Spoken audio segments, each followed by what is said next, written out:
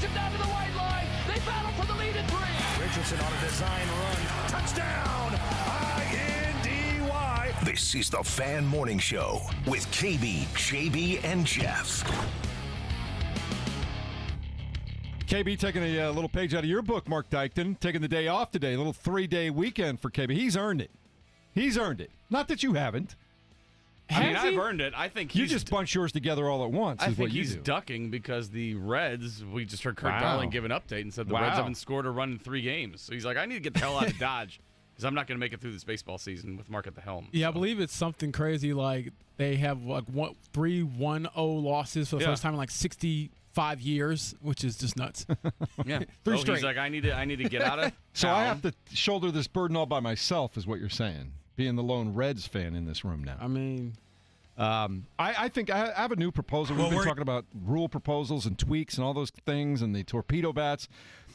JB, I think that the Reds should be the only team in the National League allowed to use the torpedo bats just to make it fair at this point in time. It's rough right now. I mean, it is very hard to lose 3 straight games, 1-0. Are you going to abandon being a Reds fan? Are you going to abandon following this team? That might be a record for when I've played that sound, but it's very accurate. Yes. But this is also, I mean, this sounds like Kevin Bowen. Did he just ditch us?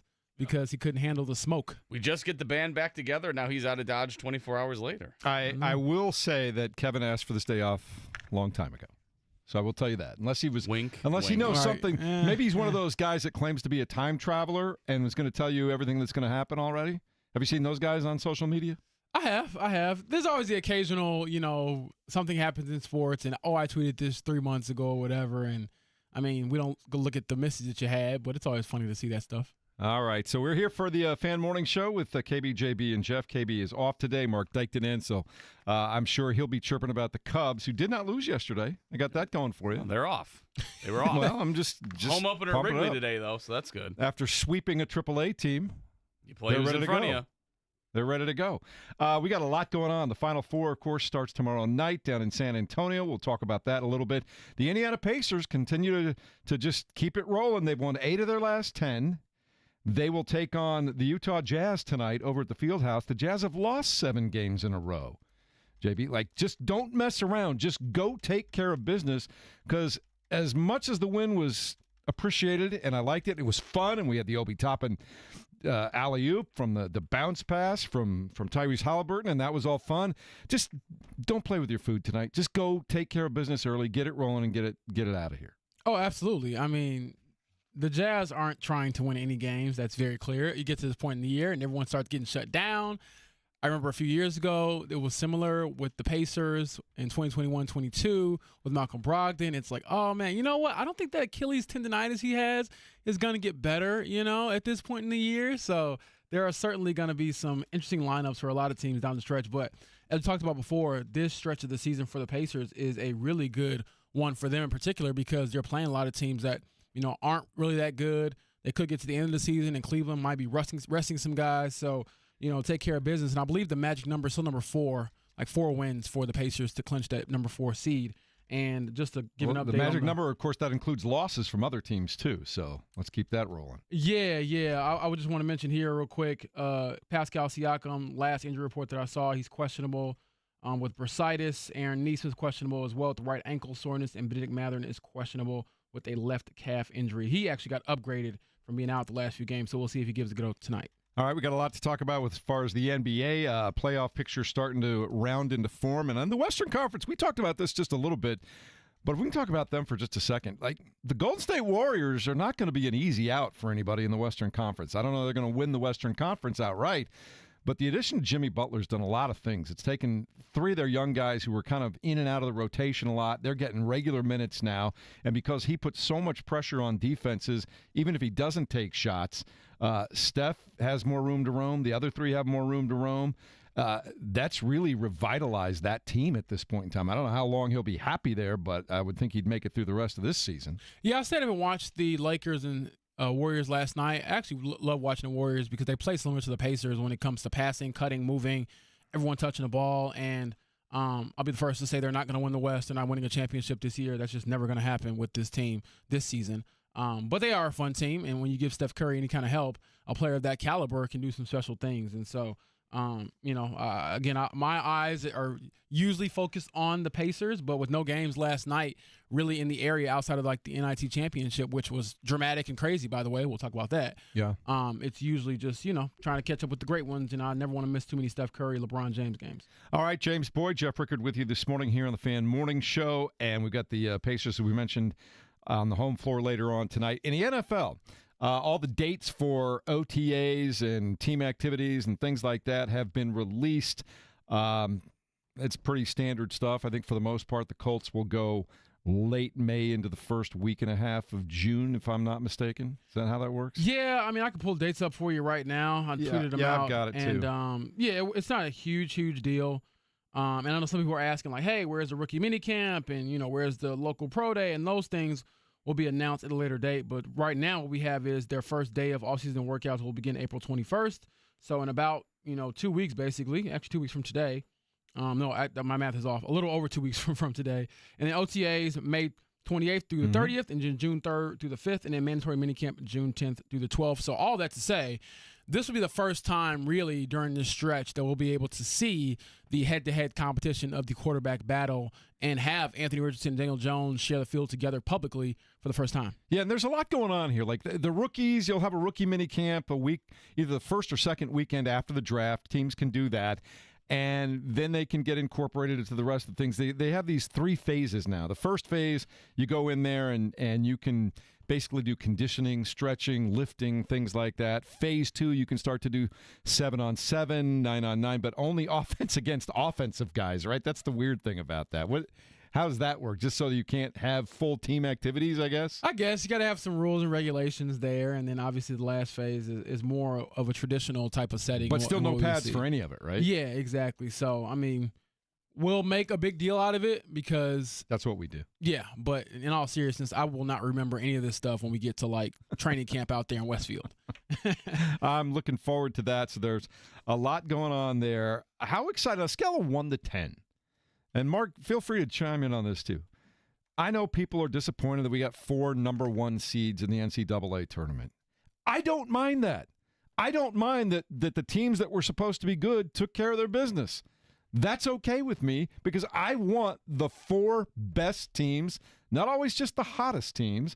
I want the 4 best teams from beginning to end of the entire season to square off and have a heavyweight battle royale in the Final 4. Well, it's not like this happens very often either. Was Second it the first time? Last time was in San Antonio, too. Yeah, it's like in 2007. So I don't mind that it happens once in a blue moon. Like, this is fine. You want to see these matchups. Like, I'll be locked in this weekend watching those 2 games, and then whoever, Well, I'm also interested in Kevin's parlay because he's trying to figure out if he, gets that national championship money or not. But, I think it'll be a good showdown regardless of who wins with both teams. So. And remind me, he just needs 2 guys, the teams that win in the Final 4. Auburn and Houston. Auburn and Houston, right. His matchup that he projected. They aren't bad picks. It's just that the other teams are really, really good too. So I'm excited about it mainly because I have no dog in the fight. I don't know how you all feel, but obviously you always have your team you cheer for. It would have been cool to see Purdue get to this far. But the stress of watching like your own team or your alma mater or something like that always kind of drives you crazy. But when you have any dog in the fight,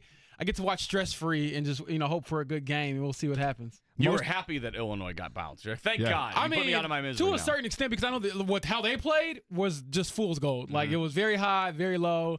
I mean, I could never depend on those guys to do anything. They kind of went where they kind of hit their level, right? Yeah, exactly. I have my Illinois on, but, again, I didn't bust this out during the season to really brag too much. Is that fairly new? Because that's a good-looking shirt right there. No. Man. Every Illinois hoodie I wear is from literally when I bought it in college. So this is, no joke, probably 10 years old at this point. Man, you take good care of it. Hey, good product, man. Sharp colors, everything else. Oh, I loved it. When I was in college, we had a store on campus. Legit, you can get nice like Nike apparel and stuff on sale. And since I'm a small guy, 5'10", weighing $150, the smalls were always on sale. So I got a lot of nice things for like $20. You're the only guy that ever purchased that size. There you right? go. My dad, he's still waiting for me to gain some weight. And one day it'll come, but just not today. Oh, believe me, it'll come. One of these days it'll come, and you'll be like, man, when did that happen? I know. When did that happen? I was not too far away from you when I was in college. I didn't even have my growth spurt till my freshman year of college. I was like 5'5" and 125 pounds my senior year of high school. And then by the time I was a sophomore, I was a reserve safety on the football team. I was 6'1", 165. No, see, I've been the same height since my junior year of high school.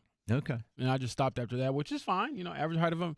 I think an American man is about 5'10", which is No, you're fine. It's not like okay. you're small. But I will definitely, every roster I was ever on live when I was in high school and said I was like 6 foot or 6'1", which is just ridiculous. Well, here's what happens though, too. I mean, you just naturally gain weight through the years. That's just what happens. There you go. And for a long time in college, if you're like us, you're trying everything you can to gain weight, right? You're lifting, you're eating, you're doing all these things. You can't gain a pound.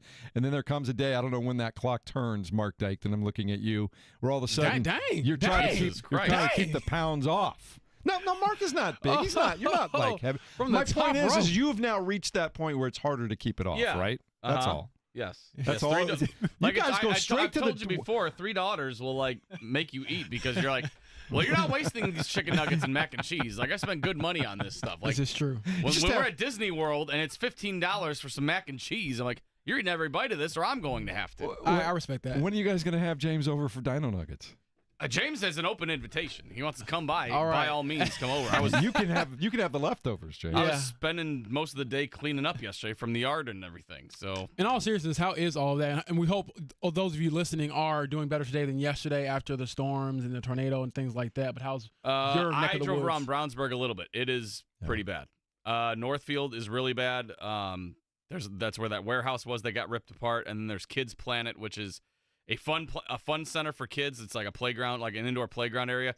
The roof is missing from that area, so that's not good. There's an O'Reilly Auto Parts store that has semis literally rolled over near 74, behind a gate and stuff, but they've tipped over and everything. So there's a lot of cleanup going on in Brownsburg. So shout out to all the police and fire departments and ambulance workers and everything like that are helping out, because it is going to be a while before they clean all that up. Yeah, I was driving around Carmel just to kind of survey the damage yesterday too, and a couple of those houses I saw had some trees that had gone through the roof. There's just a hole in the roof that they were dealing with. There were a bunch of buildings that were just damaged, probably, I don't know, many of them beyond repair. A few of them probably can get fixed up. But I think maybe if there was a positive, it did happen late at night. And so a lot of people were not out and about and in their workplaces and things like that. So I think for the most part, we escaped unscathed. I think there was one fatality where somebody came in contact with a down power line out northwest, I think. I believe that was in Danville, if I'm not mistaken. So that's terrible. Rest in peace to him for sure. All right, we are on the move here this morning here on the Fan Morning Show, and coming up in a moment, we'll give you the first check down of the day. We've got Greg Rakestraw coming by to kind of wrap up the year that was in high school basketball and also get us primed for a weekend of Final Four. And then we'll check in with the Fishers Freight. Our very own indoor football team has already played one game. They'll have their home opener this weekend. We'll find more about that in the 9 o'clock hour. It's James Boyd, Jeff Rickard, Mark Dykton with you this morning. KB is out. This is 93.5 and 107.5 The Fan.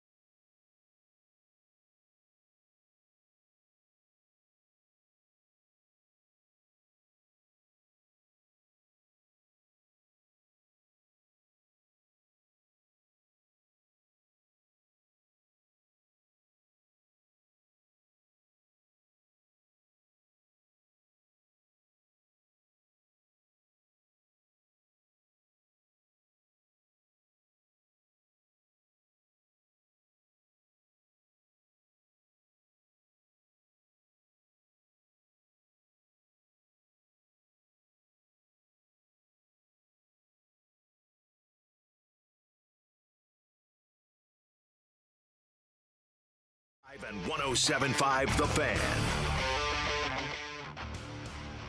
James Boyd, Jeff Rickard, Mark Dykton. KB is off today. Here's what's happening tonight. The Indiana Pacers hit the floor at the Fieldhouse tonight, 7 o'clock, 6:30 airtime here on The Fan. Mark Boyle will have the play-by-play. The Utah Jazz have lost 7 games in a row. The Pacers have won 8 of their last 10. Don't mess around with this one.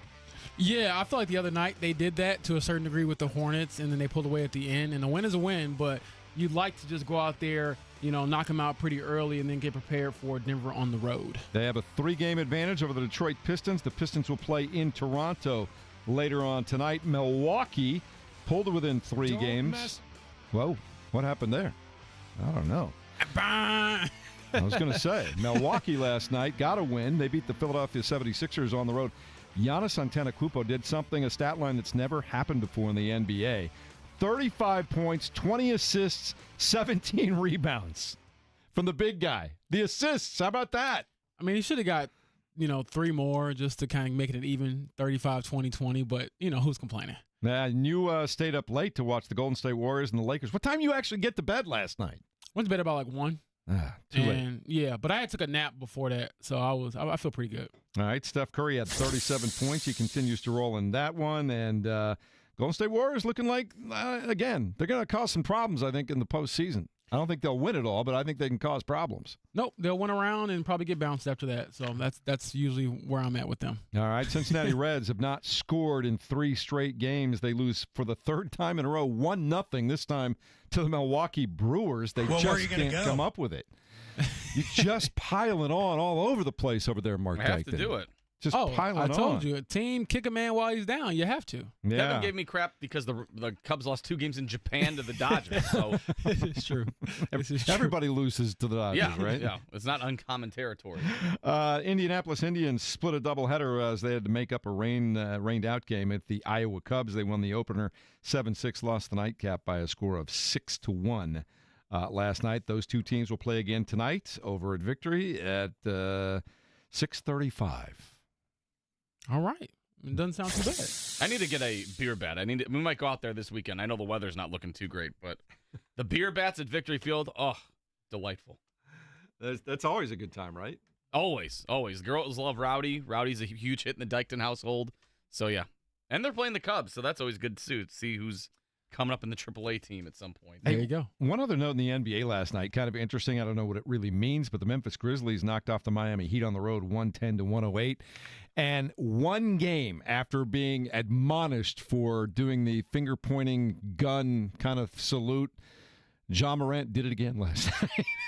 Ja Morant's kind of and an then he idiot. hit the game Brett's winner later breaking on. News. Yeah, I talked about this a little bit on social media, and I won't give too much energy to it because, again, we're focused on our teams here in the market. But just real quick, I think that this is a young man who continues to make defiantly dumb decisions. And so people can continue to say, oh, well, other people do it. They do the finger gun as well, but they don't also have, suspension stemming from showing guns on Instagram Live or, fighting teenagers and, allegedly also, threatening mall security. Like, if you look at Ja Morant's track record and his comments after the game about him being, the villain and people, feeling a way about him, you don't get the benefit of the doubt every time you do something dumb. Like, that's your fault. And you cannot convince me that the NBA would purposefully, villainize a superstar and someone who generates, massive headlines and he's so traffic. fun to watch. Exactly. They don't have an agenda against you. You have an agenda against yourself because you make poor decisions. Insane. All right, coming up in just a moment. I read The Athletic early this morning, and they were going down all of the offseason moves that all of the AFC teams have made, and they had various executives, general managers, whatnot, responding anonymously to how teams did. I thought something was said about the Colts that was very interesting, JB, and I've got to ask you about that coming up in a minute. We'll do that next as we continue on the Fan Morning Show, 93.5 and 107.5 The Fan.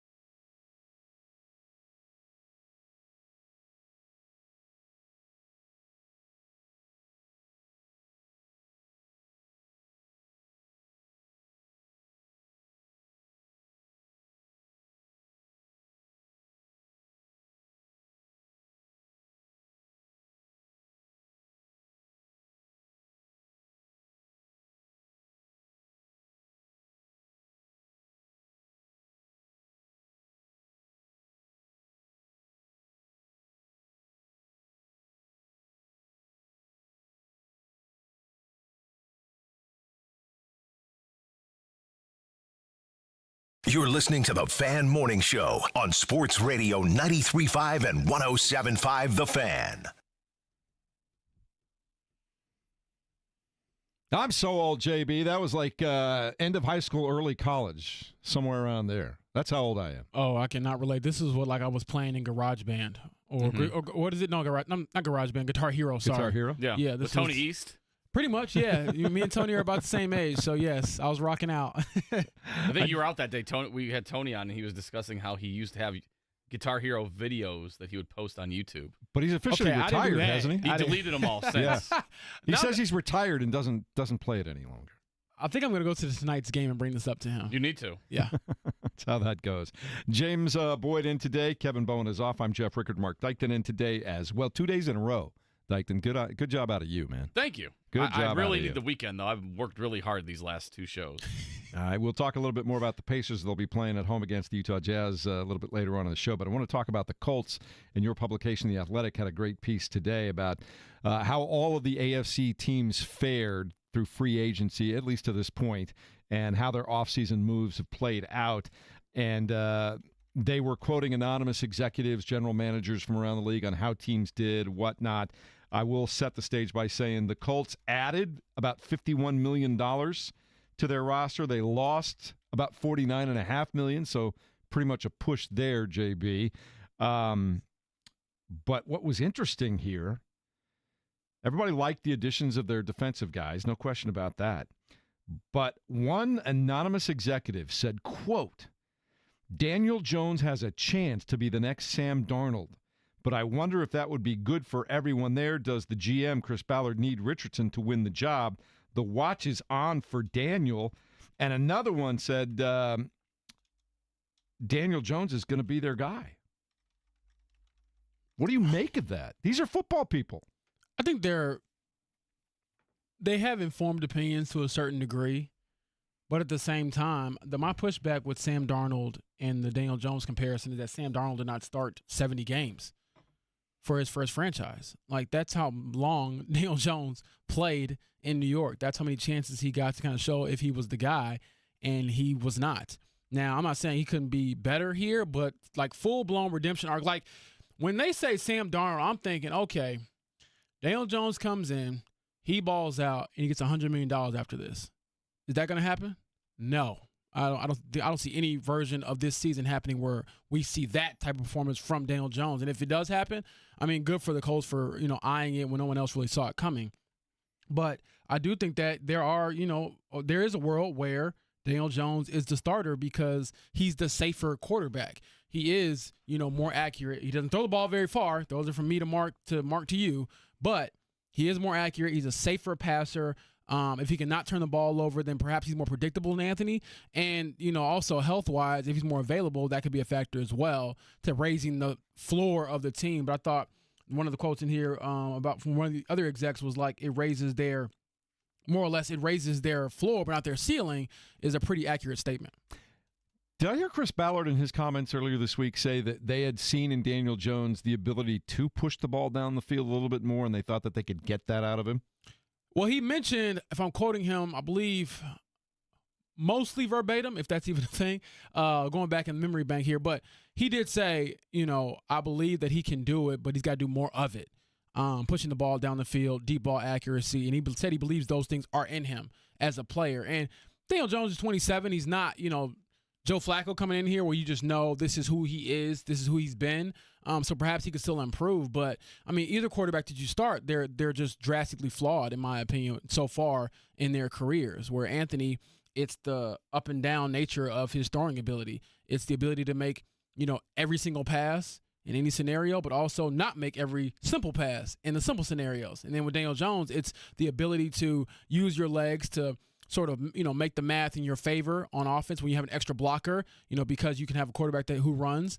But at the same time, he's had turnover issues in his career as well. So we will see how this all plays out. I think the other exec here, curious, Jeff, to hear your thoughts on this. One exec said Jones has a chance to be – no, I'm sorry, not that quote. I'm sorry. The other one was, is it better, for does the GM, Chris Ballard, need Richardson to win a job? The watch is on for Daniel.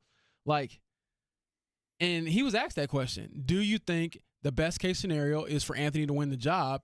And do you feel that way, Jeff? Or I mean, because they're saying, like, hey, it doesn't matter. This is how I look at it. If I'm Chris Ballard, I clearly am on the clock this year. I think the fact that he's done all these things that are different from what he's done in the past indicate that, he knows he had to do something different. I feel like he is on the clock, or he should be on the clock, no question about that. But I also feel by going to get Daniel Jones, I don't know if he's going to be any good for the Colts or not. But I think he says to himself, I'm giving myself 2 chances to pull this thing out. If Daniel Jones ends up being my guy after 3 or 4 games and we go to the playoffs and maybe win a game in a wild card round or something like that, then all is right in the world, right? But if I don't do anything and Richardson flames out and I've got nobody behind him, now what am I going to do? Yeah, it's rough. I mean, I do think that, I think it might have been Kevin pointed this out or somebody else talking to him about this quarterback competition.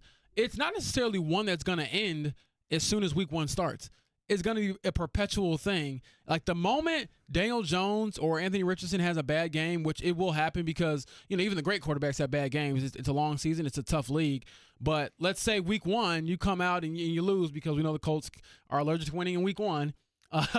There's going to be questions, especially if the quarterback struggles. Hey, you're sure you're sticking with Anthony? Hey, you're sure you're sticking with Daniel Jones? So that'll be an ongoing conversation throughout the entire season. I mean, unless one guy gets really hot and you start stacking wins and you go on a run, we'll probably put that to bed. But if it's, 1 week you're good, next week you're bad, that week you're bad, the next week you're good, and it's never consistent, a consistent level of play, we will constantly question what you all are doing at that position. And that's a position that ultimately this regime will probably be judged on the most, and rightfully so, because it's the most important position in all of sports. And JB, one of the things Kevin talks about a lot too is whether it's the OTAs or whether it's the early weeks in camp before you actually get on the field and play a preseason game, Daniel Jones will probably look better just in shorts and helmets with his accuracy. He'll probably look a little bit better in that situation than Anthony Richardson. Now, when you get into a real game, that changes a little bit.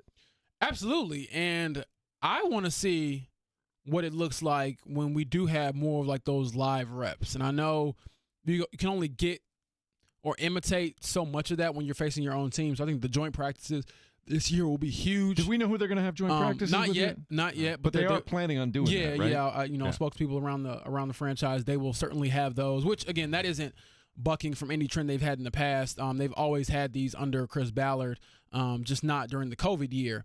But that'll be a big, moment for us, because as they always are, but just even more because of the QB competition. And then on top of that, I think the preseason games, which most of us, after the first one, starter gets a couple reps. Everything else is kind of like, all right, who's going to be the 54th guy to make the team, 53rd guy to make the team? Not 54, I'm sorry, 53rd.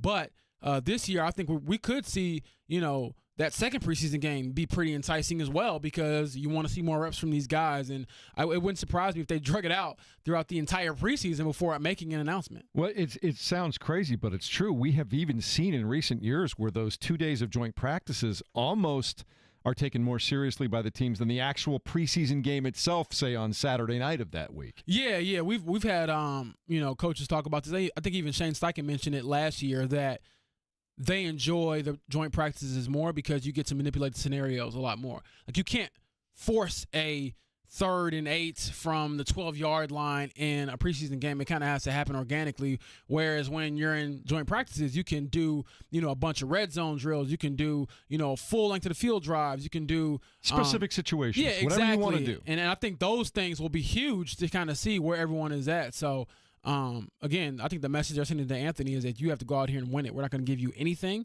which is fine. He hasn't really earned the right to, go in and be the incumbent starter. But to pull the plug on him before he starts another game for this franchise will be very alarming to me. And also, I don't know why that would necessarily – I understand you're trying to win games, and if you think Daniel Jones seriously gives you a better chance to win games, you should probably do that as a team. Yep. But I don't necessarily think, Jeff, you can feel free to weigh in, should that give you a pass? Like, if they're saying, oh, Anthony, they say they're not giving up on him, which make of that what you will, but if you don't play him, you don't start him in week 1, should that absolve you of drafting him? Like, should you get another chance to stay here and pick the next quarterback? Like, how do you feel about that part of it? Because I think that is like the part that is the big picture view versus like just trying to win this season. Well, I go back to what I said a minute ago. For it to work out, I think, for Chris Ballard, if they go away from the guy that he drafted and was riding with, and by all accounts, we have kind of the understanding that there was, and again, we don't know this for a fact, we're kind of reading tea leaves, that Chris Ballard and Jim Irsay had this deal like, okay, let's see if you can develop this quarterback that you drafted. You already told me going in that this is going to be a longer development than a lot of guys, but there's so much upside, so we're going to give you the time to let that play out. When is that time, right? And maybe now, by the fact that he goes out and gets Daniel Jones, indicates to me that the time is now. Like he's got to show up and be an NFL quarterback that can deliver wins on a consistent basis this year, or they're going to turn the page and do something else. And that's why I say maybe Ballard looks at it as a second chance, that if Richardson can't do that by week 4, 5, or 6, and it's obvious he's not going anywhere, then you bring in Jones and you hope that he can be the spark that you need and take you somewhere else. Whether that happens or not remains to be seen. But I know this. I hope that Anthony Richardson got the memo last year about being the guy that's first in, last out, and making sure that if you've looked over game film 3 times this week, maybe you'll need to do it 2 more times to find that one little thing that nobody else found, or to get that imprinted on your brain that this is exactly what they're going to do when they give you this look at the line of scrimmage, and then shift over to this. This is where they're going to be. Because I guarantee you this, one thing I do know about Daniel Jones, I don't know if he's going to be a great quarterback in the NFL, but I'll bet you since the moment he signed on with the Colts, he's been doing nothing but figuring out this offense, trying to get it straight in his head, looking at a bunch of film and doing all those kinds of things. And that's what they're hoping will push Anthony Richardson to become that guy. Absolutely. I mean, again, the conversations I was having with just other beat writers, they're like, man, what does this mean for Anthony? And I think, at the very least, you better be stalking Daniel Jones. I mean, this is like, when the Reds are struggling a bit and Mark has to track down Kevin Bowen, and he's standing over his shoulder like, hey, man, where you at, on today's show? It's like that. Anthony Richardson needs to be standing next to Daniel Jones. You see him nodding his head over this, by the way? Mark is like he's just leaning right Mark into that. Mark will make you pay up, as we all know. So Jeff is getting his too. Exactly. So I made a joke there, but on a more serious note, seriously, you need to be doing whatever Daniel Jones is doing. You need to be stalking him. He should not be beating you to the facility. All the little stuff that maybe doesn't even really matter optically, make it matter. And so I think that will certainly raise the level of intensity and just time you give to the sport, because like you said, that's one leg up that he does have, Daniel Jones, that is, over Anthony as far as reputation, is like we've never heard them say, oh, this guy doesn't work hard. Right. That's the one thing that Anthony has to, and I believe it's behind him, but you have to make sure it's good in your rear view mirror to make sure it never comes up again. Yeah, and we're talking about ultimate competitors, right? These are guys that have gone to the NFL because they compete at the highest level, and we've heard all the stories about the ultra-competitive guys that get angry if they lose at fish or cards or anything that's going on in the back of the plane, right? And they have to be first at everything. I can remember a long time ago when I was racing bikes, a good friend of mine was really, truly elite, and he was making stays at the Olympic Training Center. He said it's insane there. People are like in a race to be first in line at the cafeteria. That's what you're trying to get when you bring a Daniel Jones in, exactly, is to develop that kind of competitiveness where, oh, you were in at 7:15 this morning, I'm going to be in at 7:10 tomorrow. Oh, you were in at 7:10 today, I'm going to be in at 7:05, right?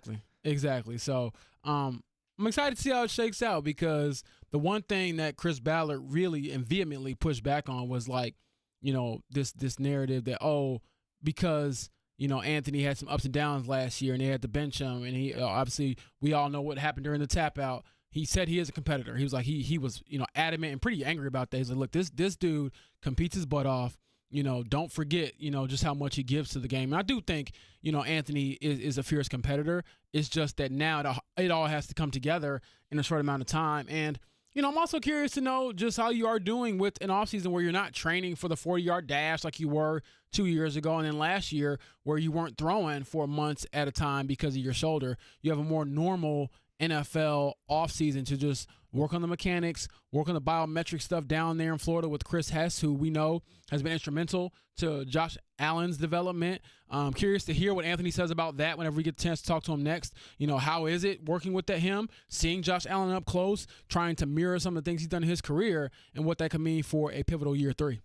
If you're just joining us here on the Fan Morning Show, James Boyd, Jeff Rickard, Mark Dykton, KB is off today. We're talking about an article that appeared this morning in The Athletic where they have gone through all the AFC teams, and based on quotes from anonymous executives from around the league, they're talking about what each team did so far in the offseason. And I'm going to repeat this quote again, James, because to me, it's pretty interesting. It's eye-opening from the outside because we know what we think here in Indianapolis all the time. But he said, quote, Jones has a chance to be the next Sam Darnold, but I wonder if that would be good for everyone there. Does Chris Ballard need Richardson to win the job? The watch is on for Daniel. I mean, I'm not surprised. I'm not surprised other execs feel that way. And again, the more I heard coming out of the owners' meetings led me to believe, like, oh, okay, this is a legit thing. This isn't a facade.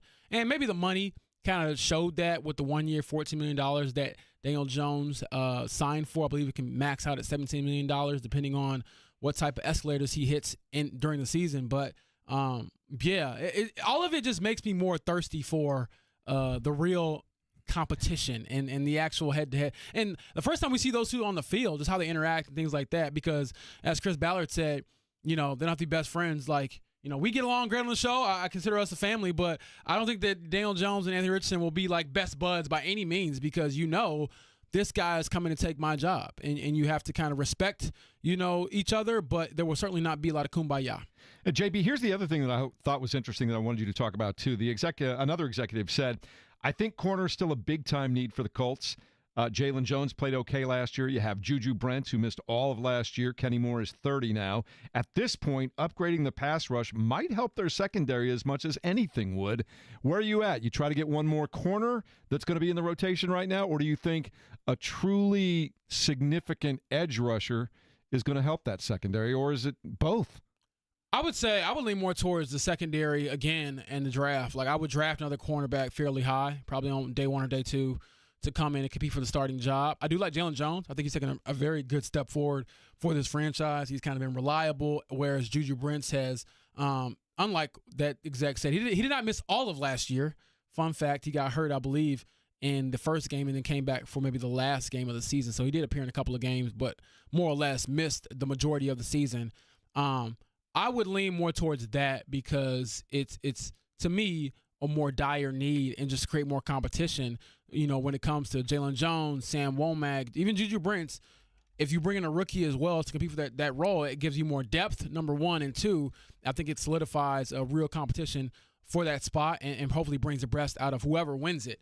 But I do think that the defensive line could be a sneaky need for this team. And I wouldn't be surprised, and actually they will certainly draft some depth spots there. But I'm curious to see, again, how it kind of shakes out starting lineup wise. I would imagine maybe Kwity and Latu are the starters on the edge, and you have Sampson coming off the Achilles. Is he like more of like a package guy? Do you put him on there for a certain amount of plays, certain amount of looks? And well, we don't know what Anarumo's plans are at this point in time. That's really why we're kind of sitting here figuring out what may or may not happen. But you do need to address that D-line room for sure because you can't make up at least I don't think in one player what you lost in Dial, who played the most snaps for you last year. So we'll see. We're talking about the Colts and their offseason so far. We know that with some draft picks, these got to go interior offensive line somewhere. Yeah, right? I mean, I wouldn't be surprised How if they early, did, in the first round, quite honestly. Really, at 14? It wouldn't, maybe not at 14, but if they were to trade back in the first round, I could see it happening. How likely do you think that is? I'm not too great at predicting things most of the time, but I would say there's a 30% chance they do it, depending on how the board shakes out. And we know Chris Ballard has done it in the past, and we know how much he loves the trenches and how much it matters. I think the thing that would be pretty weird about the season is if we spend all this time talking about the quarterbacks and who's going to be better and who matters the most and who could stack the most wins, if either one is running for their life because the right guard spot is not working well for the team.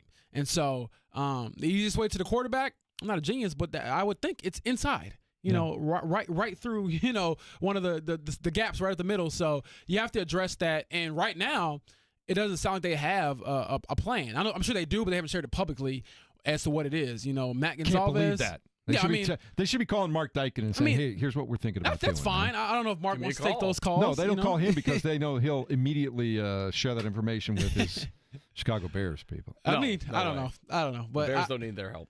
Nah, not when it comes to trying to get into the playoffs as is. So that's the other thing too is like if you do get to the playoffs and let's say it is Daniel Jones or whatever, what does that mean for your future? Do you re-sign Daniel Jones? Do you start over with a new quarterback? Do you give Anthony another chance? Like I just don't know. But I do think if Anthony goes to the bench this year and that's it, that is the end of the Anthony Richardson era. He can still be here on the roster, but like in reality, he will no longer be the leader of the team. I almost think that's why it's a no-win situation for the Colts, regardless of what happens in 2025. Because unless Anthony Richardson is like putting up Josh Allen year 3 numbers, and completely does a 180 on his career trajectory, you're kind of in no man's land. Because if he's just kind of the same AR we've seen the last 3 years, you're going to be like, okay, well, we're not re-signing him. Now we got to figure out what our quarterback future is. And Daniel Jones is on a 1-year deal, so if he's lighting it up, he's going to get, Sam Darnold money somewhere from someone else in free agency next year. Exactly. So it's kind of a weird situation. It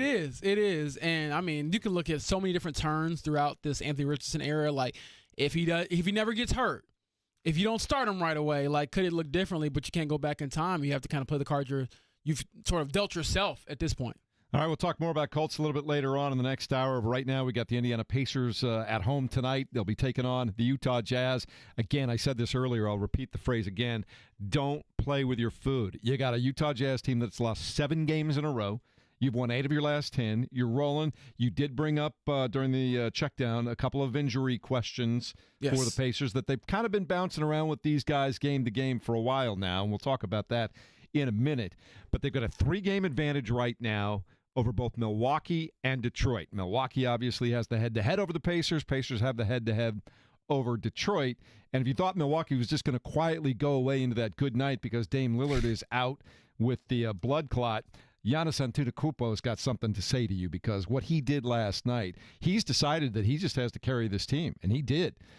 You start talking about 20 assists from him to go along with 17 rebounds and another 30-plus point performance.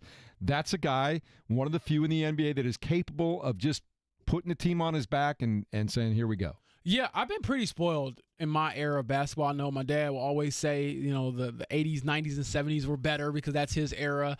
But I enjoy just the variety that we've had. Seriously, like I was going down a rabbit hole to that point last night. I was watching some Celtics Pistons back in the 80s with Lane Beer and Bird. Literally, just they were fist fighting. It was, I don't know if you've ever seen the clip where Larry Bird throws the ball at Lane Beer's head after they get separated when Lane Beer took him down hard after an inside layup. Yeah, I tell my dad all the time, like they didn't play defense back then. They just hurt you. That'd be like a 25-game suspension today's NBA, right? They talk about how great that era was, but like the league literally had to stop allowing that to happen so it could grow and get to the point where it is now. But getting back to what I was saying, I'm loving the variety. I mean, Tyrese Halliburton is having an all-time great, assist-to-turnover ratio season.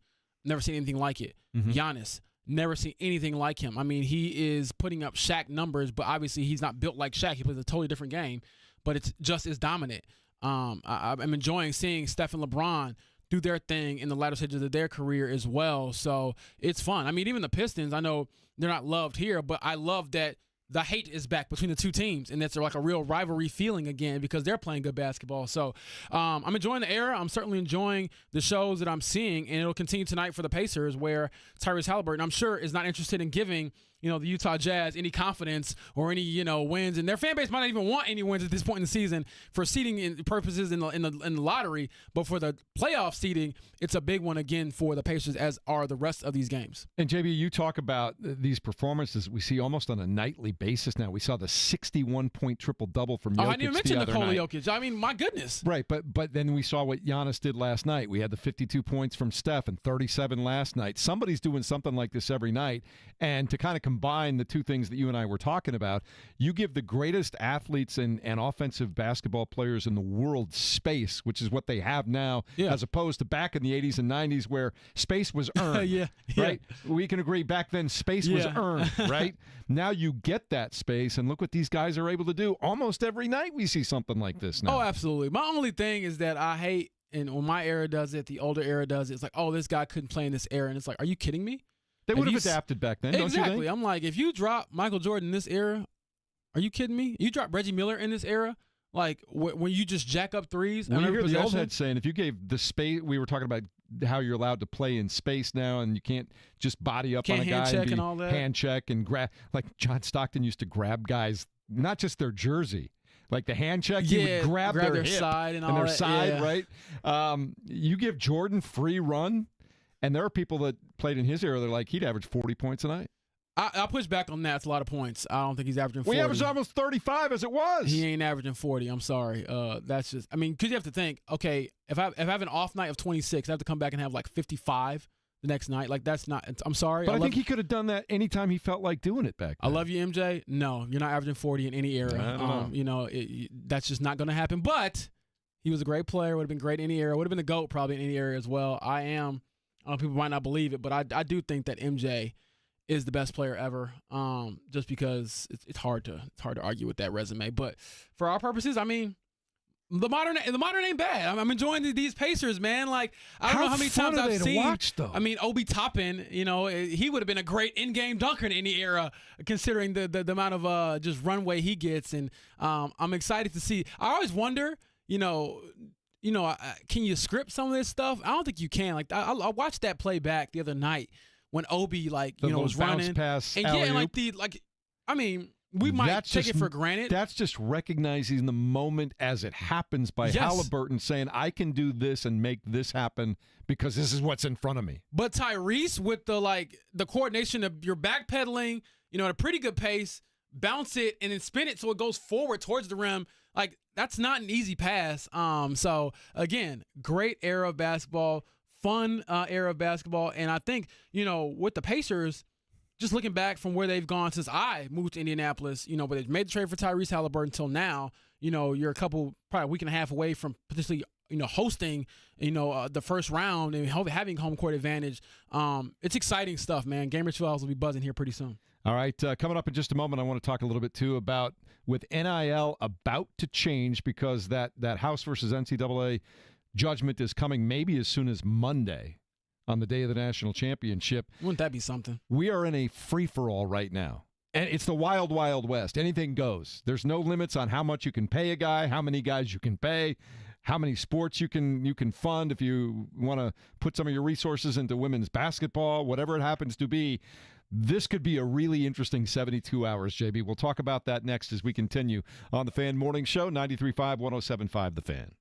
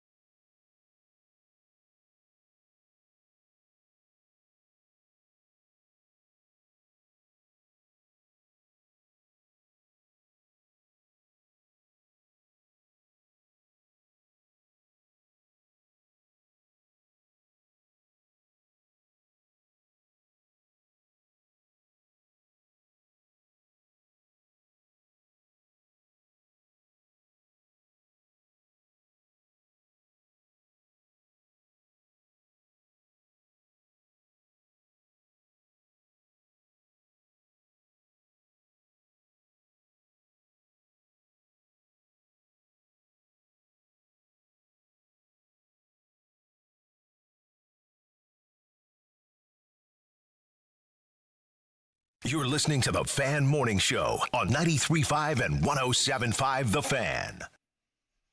You're on fire today, Mark. I like this.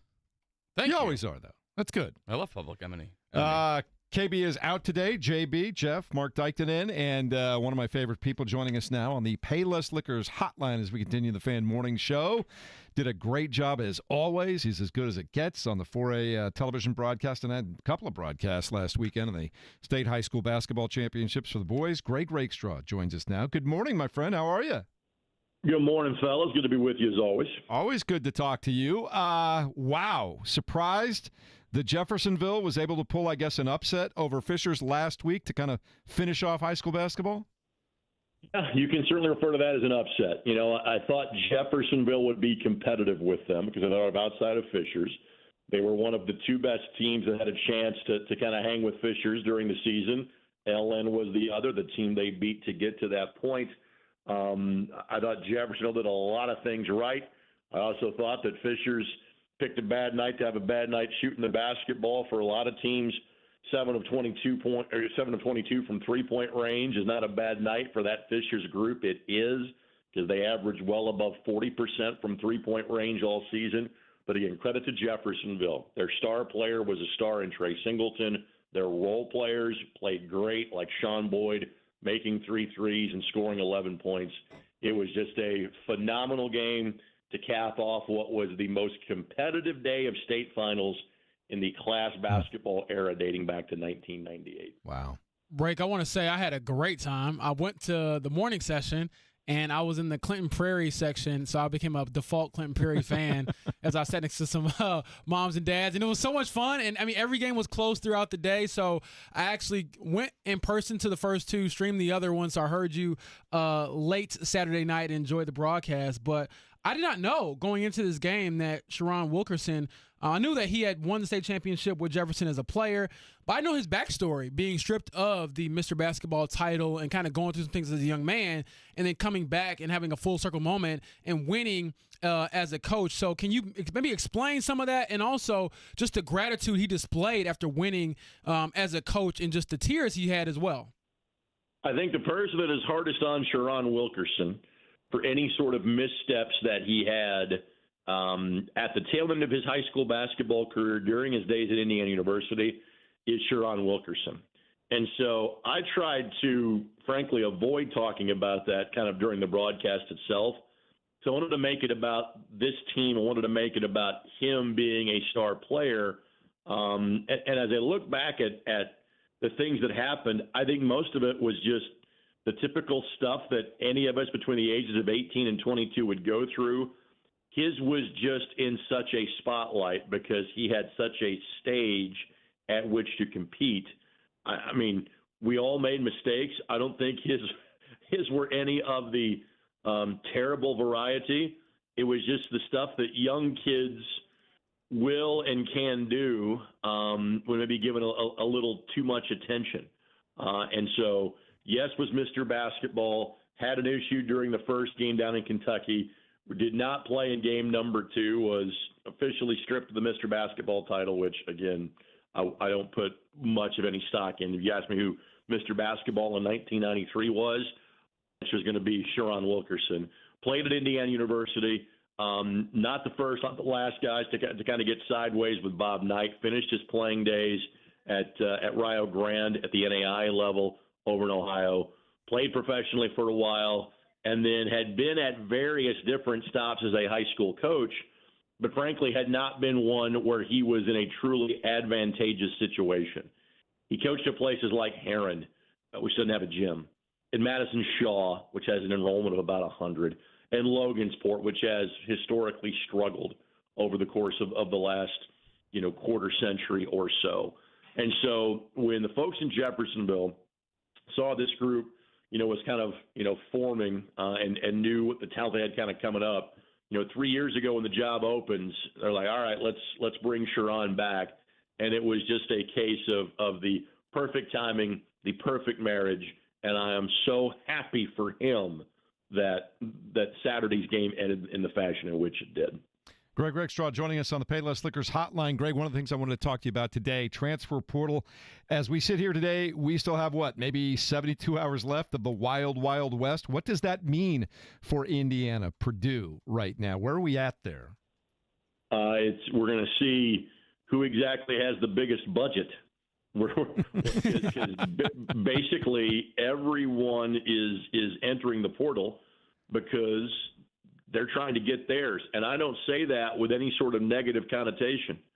I understand the way the game is played. I understand the way that what the marketplace is. And for the vast majority of guys that play college basketball, that generational wealth is not coming to them in the NBA. For a handful of them, it is. There are guys that can go overseas and make a good living. But frankly, a lot of what guys would make overseas now is going to be secondary to what they could make at the major level of college basketball. So I love the system of knowing you would have a player for 3, 4, 5 years, but I understand where all of these guys are. And so we're going to see who's got the budget, and we're going to see business decisions being made by guys who, in the immediate past have not had to make business decisions until they got to the end of their days in college. And so we're just kind of waiting on the dust to settle and see who ponies up what amount of money and take it from there. What's interesting, too, is we look at the women's game. A couple of the college basketball players for the women have decided they're going to come back and play under NIL for one more year because they'll make a lot more money from their college than they would playing in the WNBA right now. How crazy is that? It is crazy, but it'll be quickly fixed. Yeah. When the new CBA comes out, because of the influx of talent and money, with the epicenter of that being right here in Indianapolis, obviously, that situation will take care of itself. So that is a very brief anomaly. And everybody in women's basketball is about to make more money, courtesy of the person that wears number 22 that plays for the Indiana Fever. Amen. It's not bad. I was down there at the NFL owners meetings, and she was there as well. And I was like, wow, she's everywhere. Like she got some pull to get down there with the big dogs, as I say. So, Rake, I do want to pivot a bit to the games that are still going on. How do you view the Final Four? It's a bit chalky, as some people kind of say, but there are some really great teams left. I mean, obviously, they're all number 1 seeds. So I guess where are you watching the games and how invested are you and just seeing how it all kind of plays out? I will, since I am working opposite the games tomorrow night, I'll kind of monitor them as especially on the back end. So I've got Indy 11 tomorrow night. Beautiful night for soccer in the forecast, by the way, tomorrow night. So I'll kind of be, checking those scores as they fly by. There seemingly have been a couple of teams that have separated themselves even from those 4 in terms of, the lean would be kind of Florida and Duke, but at the same time, they're all 1 seeds. And this separation wasn't just during the tournament.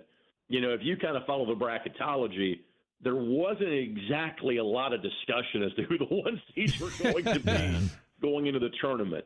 And again, money is the reason why, there were not this level of upset. So there were all of 4 conferences represented by the time that we got to the Sweet 16, because the difference in the haves and the have-nots has never been larger than it has been now. And maybe you'd say that is even more the case, in the next year or two.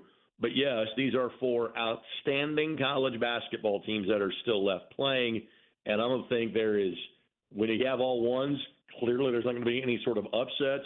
You can easily make a case for all 4 of these teams, that's for sure.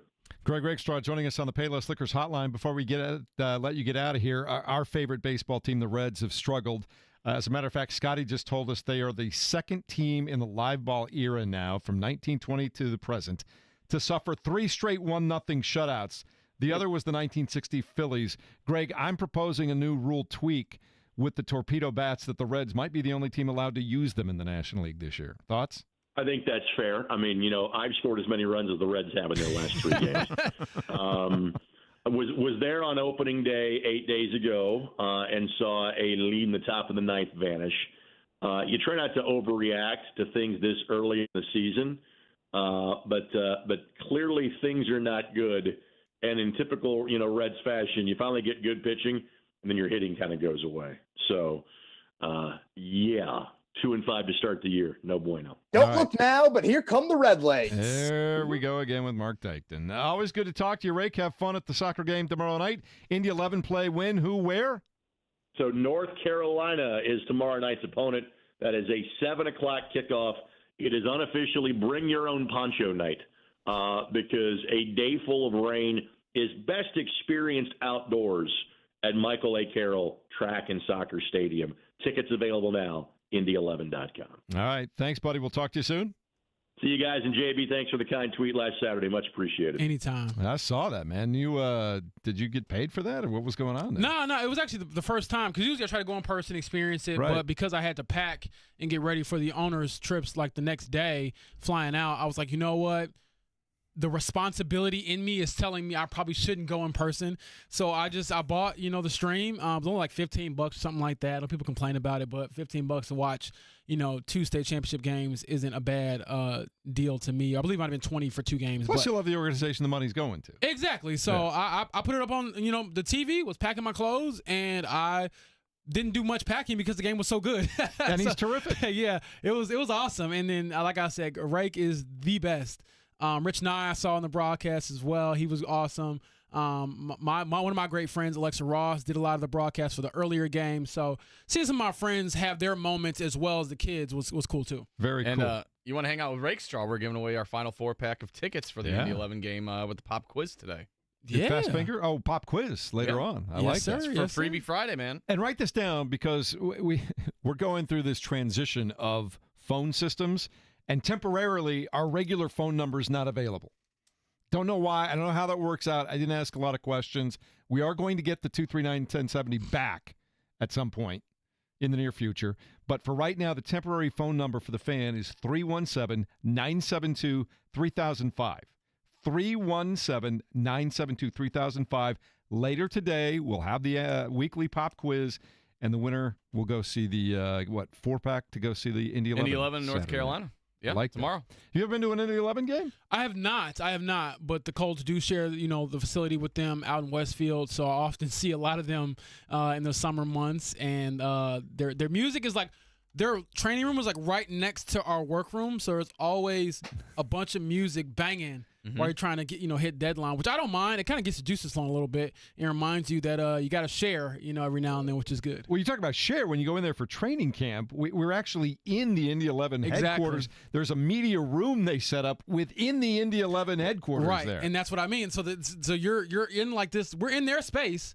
And then the music's blast on the other side of the door. So if you ever need a little pick-me-up, you just walk out there and get a couple tunes in, a couple moves in, and then you're ready to, hit that deadline. I also love the fact that the on that border that is shared with the practice field for the Indy 11 and the Colts main practice field and that building we're talking about, right behind that and just next to it, there's like a little farm there, little farmhouse too, and there's always just like free-range roosters roaming around. Yeah, that threw me off the first time I went out there. Like, I was like, what the heck? It's like I'm at the zoo. But you get the full experience. Exactly. You get the full experience out in Westfield. And I'm not trying to rush it because when you get out there, it is blazing. It's long days. It's hot days. But fun days as well. I think it's terrific, and I'm looking forward to it already. And we got mini camps coming up not long after the NFL draft, right? Exactly. So, I mean, there will definitely be a lot more just newsworthy things going on because people will actually be throwing footballs around. And you know how it is. Once you smell that grass, I always joke with Rick Venturi. I feel like as soon as like they bust out the helmets, Rick just kind of slithers in from wherever he's been hibernating from because he just loves football so much. That's one guy. He's been riding his motorcycle and hanging out on the lake. I love that man. I love that man, and he's doing his thing, man. It's that he makes his way back to the field as soon as humanly possible. It's like the groundhog seeing his shadow. Exactly. When he sees a football helmet, he pops out. I don't know how much I see Venturi during the draft. He's not coming in to watch the draft with us and go over paperwork. It's when they get the guys on the grass, he shows up, and he's a great time as well. Yeah. The other thing about the NFL, too, and I don't know how you feel about this, but all the brand-new coaches that are in place, for example, Pete Carroll in Las Vegas with the Raiders or whatnot, they all get a head start on off-season activities and like an extra week or two to kind of get their team together and get going.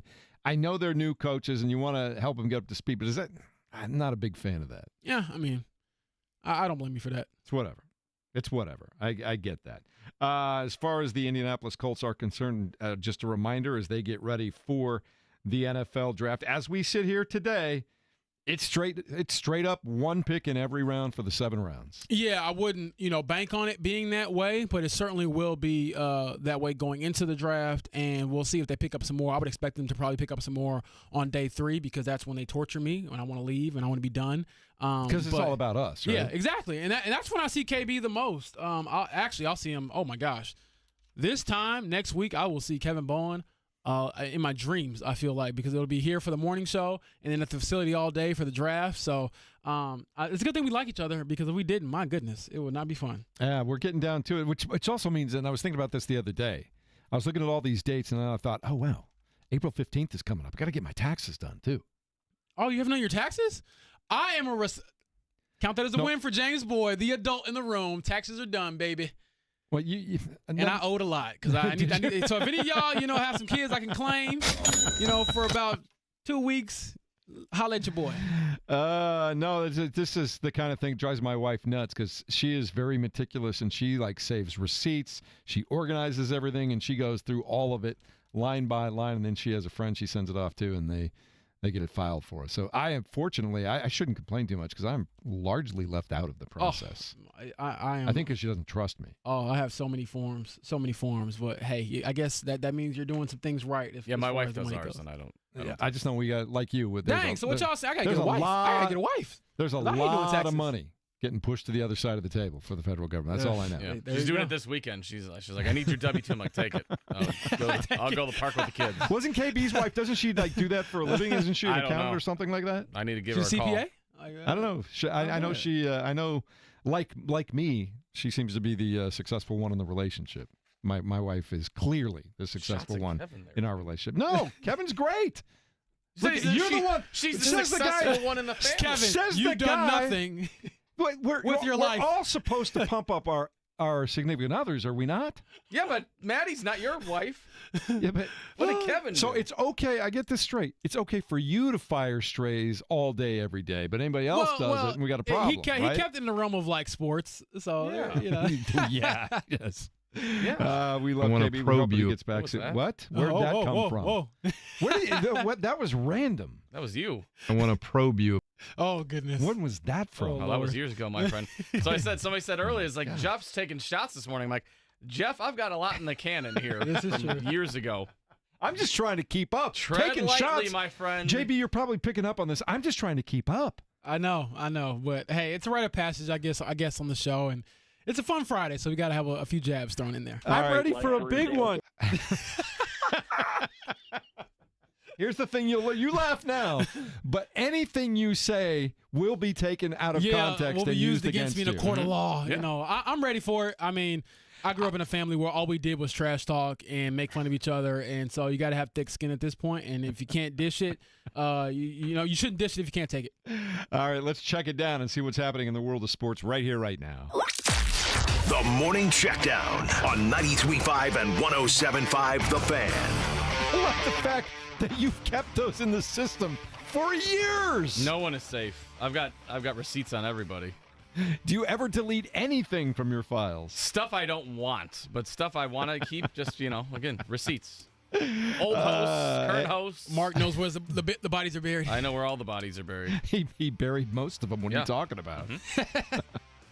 NBA tonight. Pacers at home at the Fieldhouse take on the Utah Jazz. Tip at 7 o'clock. Airtime 6:30 here on 93.5, 107.5 The Fan with the great Mark Boyle.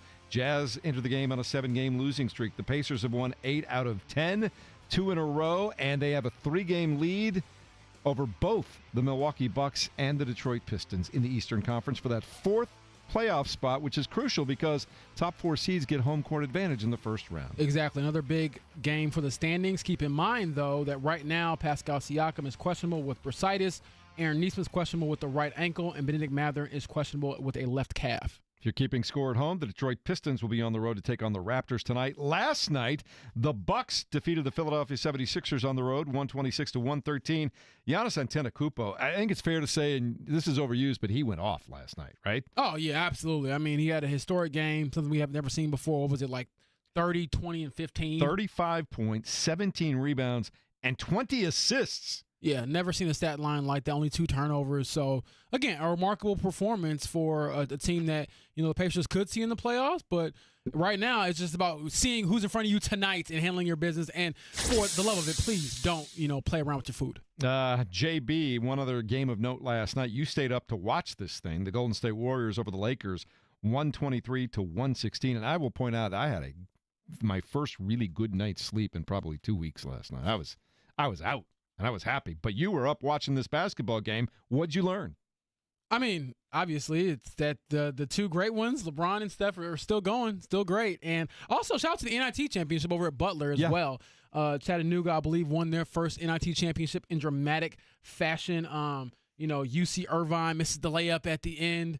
That's always a tough shot. The 4-foot shot on the baseline, no backboard, is like the hardest shot in basketball. Because you're thinking about it the whole way up, yeah, too. But that was a fun one, an overtime game, and a nice little button on things over at that field house. All right, in Major League Baseball, the Milwaukee Brewers shut out the Cincinnati Reds 1-0 last night. That's the 3rd game in a row that the Reds have been shut out, and that's something that doesn't happen very often. Scotty was pointing this out in a text that he sent us just a few minutes ago. The Reds are just the 2nd team in the live ball era, starting in 1920 till now, to suffer 3 straight 1-0 shutouts. Only the 1960 Phillies have suffered a similar fate. I'm laughing because anytime you hear like live ball era, I think of all like the crazy nicknames. And I'm like, when you go back to that era, that means you're playing some bad baseball. And you're wasting your pitching, honestly. Yeah. Also, baseball last night, AAA over at Victory. It was the Cubs and the Iowa Cubs, I should say, and the Indianapolis Indians splitting a doubleheader. The Indians won the first one 7-6, lost the second one by a score of 6-1. They will do it all later on tonight at 6:35 this evening. These days, it is not uncommon that major league teams will play in AAA ballparks, though. So you noted the Iowa Cubs, but the regular Cubs could be playing in AAA ballpark if they play the Tampa Bay Rays or the Sacramento Athletics or whatever they're called these days. Sacramento, Las Vegas, Oakland Athletics, something like that, right? Yeah. One other thought on the world of sports of note, too. The PGA Tour, I'm reading this straight from ESPN.com. PGA Tour wants one premier circuit operating in men's professional golf. Saudi Arabia's public investment fund, they want 2. And that's why the sides' talks to reunify the sport seem to be back to square one, because sources confirmed to ESPN that the PGA Tour has rejected the PIF's most recent offer to invest $1.5 billion into PGA Tour Enterprises, the tour's for-profit entity, which came with the caveat that the rival Live Golf League would remain intact. So the PGA says, thanks, but no thanks to your $1.5 billion. Good for them. Good for them. It's hard for me to turn down any money, so I guess it's always good to have a little bit of moral compass, maybe. I don't know. And the Pacers have recalled Johnny Furphy from the Mad Ants, so he is the Spencer Schrader of the Pacers roster, I feel like. Yeah, I mean, what was it? He played a little bit, the other night against Charlotte. Flew down, I believe, to Florida for a G League, playoff game, and then now he's back again. So, Rick Carlisle was very adamant about making sure that wasn't looked at as a joke. Like he said, he's a part of our future. He's a really good basketball player. And we'll see if he gets in tonight, because if he does get in tonight, that means, again, the Pacers handled their business. I was just going to point out that the more you get to see Johnny Furphy in the fourth quarter over the next couple of weeks, the better for the Indiana Pacers, because he generally gets the time when the game is completely out of hand. There you go. And don't hold the ball. Maybe I'll talk to Rick about that tonight. We'll see. All right, quick timeout coming up in just a moment. We'll get back to talking about the Colts, their offseason, what's going on right now, how other executives are viewing them, and a question for JB on that as well as we continue the Fan Morning Show at 93.5, 107.5, The Fan.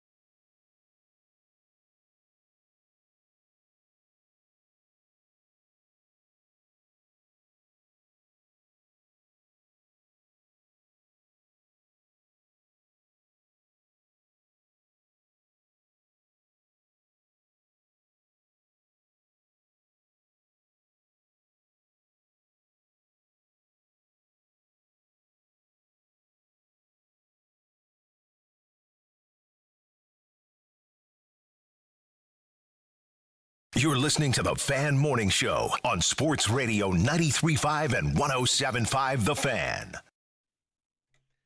Happy Friday. You've made it. You got a big weekend coming up, JB. Now that you're home, you don't have to travel this weekend. What's going on? No, it's great. I guess breaking news. I'm taking next week off, not from here, but from The Athletic. I never get anybody here for an entire week. No. So I'll be relaxing for the first time in a while, trying to recharge before the draft, before things get a little crazy again. Yeah. So going to take some time. I don't think I'll be going back to Illinois to see my family just yet. I'll probably see them for Easter, but going to spend some time here just, doing all the things that you kind of put off when you're grinding. So I'll be cleaning up the apartment, running some errands, and really just, catching up on some sleep and hopefully watching as much sports as possible. I like that because, vicariously, the three of us, KB and Mark and myself, we have to live through you, the young single guy. Yeah, a little bit. I mean, there are times where I'm like, dang, like it would be very nice to have somebody here who could make a meal or go run some errands, but at the same time, you don't argue with yourself too often, so I enjoy it. No, I don't think we would trade our lives for anything in the world. Well, Mark, everything is great for us, man. I wouldn't go back. In fact, I tell people all the time, God bless you. I don't know how people could be single in today's world. It's just crazy to me. I would never. I don't want to be single anymore. No, James, I just think never find love ever again. No. It's just. I think it's just Lonely, different. sad. I don't know. So you sound like my mom. I think it's just so different. I personally probably just it wouldn't have evolved as much. I don't know. It's an adjustment for sure. It's a lot of it's like social media and dating apps, things like that. I also like the in-person interaction more than anything. But at the same time, my mom knows, and she knows probably because she keeps nudging me. I'm in no rush to start that next chapter of my life. I met my wife right before the dating apps really took off. Yeah. I think I avoided that thing because that would have been too crazy. I think that's really what I'm referring to. I in the old days you just met somebody and you liked each other and you went out on a date, and if it worked, great, and if it didn't, then you moved on. I mean, it's different times we're living in, but at the same time, like I said, I am not rushing into anything. Well, next thing you know, you'd be like Mark, and you got 3 kids. Hey, look, one day I probably off the top rope on your head when you're not looking at it. Face yourself. Yeah, one day I will. But right now, I am loving the fun, God dad life. So when I go home and see my god kids, I'm the one who goes and takes them somewhere. We go get wild and give my cousins a break. So that's always fun. I dig that. I'm just curious, how often during the day do you get just like from out of nowhere, you just get ambushed? I was trying to go to bed last night, and they were trying to beat me up. I'm like, I got to go to sleep. We got to tone it down here. Spring break's about to be over. Why do kids just enjoy fighting so much? I'm like, man, you don't even have to teach them anything. They just want to put some pain on you. And I'm like, wait a second. And I have a godson, and it's also cool. I know this month's Autism Awareness Month. I have a godson who has autism, and he loves the beard. So whenever I see him, he grabs my face and just rubs his face against the beard, and he enjoys that a lot. So shout out to my boy Eric Jr. In our family. Yeah, and I have 2 boys, and they're a little older now, so I don't get this as much anymore. In fact, I don't get it at all anymore. I kind of miss it, but for a while, I was just a human jungle gym. I'd be walking down the hall, and both of them would just jump on my shoulders and grab one around my back, and it was crazy. Yeah, I mean, I challenge my dad now whenever I'm home just to kind of assert my dominance. Those days are over. Yeah. And he doesn't always appreciate that, but it's also when I'm catching him in very vulnerable moments. He'll be sitting down, I'll stand over him like, what you gonna do? You're 30 now. What are you doing? I know, but again, we grew up in a household where you're always talking trash and you're always, pushing each other's buttons. It is a perpetual thing. I'll probably do it until he leaves here, which I was not for a long, long time. But, yeah, it's a fun time. I do the same with my dad, too. Exactly. We were talking about the Colts a little while ago. Of course, KB and JB cover the Colts full time. And I thought it was interesting coming out of the owners' meetings. I saw this in The Athletic today, and I don't think it was – maybe it was your work, maybe it wasn't. It was kind of in one of those national everybody gets put together. But anonymous executive saying – I think Daniel Jones is the guy. No, this was actually Mike Sando who was that Sando who got that? And he's awesome, great guy. I mean, I've met him in person. We've been on a panel together. Yeah, I know Mike. I think I've talked to him on the radio several times. Yeah, he's just the most. He's very, very plugged in with the league. So all of his stuff is legit. He's not making up sources. He's not just saying a bunch of clickbait stuff. These are real people who trust him, and they've done it for years. And so I thought it was interesting, kind of catching up with those quotes as well. One exec, I think Daniel Jones is going to be their guy. Another exec, this GM Chris Ballard, Richardson to win the job. The watch is on for Daniel. Another one is saying, what about the defense? What about the other cornerback spots? So interesting stuff. It raises a few questions, but I think it all just goes back to this being a really a national story. I know we try to keep it local here, which is the point, and we will because the two quarterbacks we're talking about are in Indianapolis, but people care. That's one thing that I definitely took away from being in owners' meetings was every time I walked anywhere, any friends I saw, anybody that kind of knew me from around the way were like, hey, what's going on? Tell me everything. How did we get here? And so the story of, a couple years ago, Anthony's our franchise quarterback. We finally picked the quarterback to even a few months ago where he got reinserted into the starting lineup. Oh, he's our franchise guy to the end of the season. Well, we need competition to where now it's let the best man win. So a lot has changed in the matter of a couple of years. Where do you think Anthony Richardson is in all of this? It's one thing because you're a franchise quarterback. You're the 4th pick overall, and you are the guy. Even the day that you walk in the building, you're the guy. Well, at least you're supposed to be. Right? Yeah. And then things don't quite go the way you want to in your first year. You got the injury, all that stuff. You have a very up and down and more injuries in the second year and a little more down towards the end of the season to the point where your general manager says, we are going to get a quarterback that's going to give you full-time legit competition. You probably say to yourself, okay, well, I'm still the guy, right? But now you hear other executives say things like this. You're off doing your thing in Florida, working hard there. Daniel Jones, a guy with 70 starts in the NFL, is picked up to be your legitimate competition. Like, if you're Anthony Richardson at this point in time, do you still feel like you're the guy, or do you go to work and wake up every morning and say to yourself, man, I got to go earn this today? He has to, and I kind of live by the motto ABC, adversity builds character. And so you have to embrace that. I think, and honestly, adversity reveals character. But you've gotten to know him a little bit. Where do you think he is in all this process? I think that he's going to embrace this. I mean, by no means do I think that Anthony is like a quitter or he's soft, anything like that. I think the injuries have kind of plagued him the most. On top of everything else that's happened, just not being available has hurt him. But as far as just the competitive fire, I mean, this is a guy who, not to get too off like the football path, but in life probably shouldn't be where he is. He's beat so many odds to get to this point. Coming from where he was raised, his family, his upbringing, and going to Florida and earning a scholarship and being number 4 pick, and he's kind of always been the dude that's been kind of counted out, and he's prevailed pretty much every time until this level of football in his life. And so the ask now is to, you've already made it. You've got the money, you've got the success, your family's good, your life has changed forever, no matter how this plays out. Now it's, as a competitor, how do I want to, let this thing go, or how do I want to, push myself in a certain direction? And so I'm excited to see what it brings out of him. What's your sense? I think he's going to be mad. I think he's mad that it's happening, but in a good way. Like, okay, I always look at it like this. If you are the competitor I think you are, which I think Anthony is a hell of a competitor. Everyone talks about the tap out. Everyone forgets also he threw a 350-pound guy off his back right before that.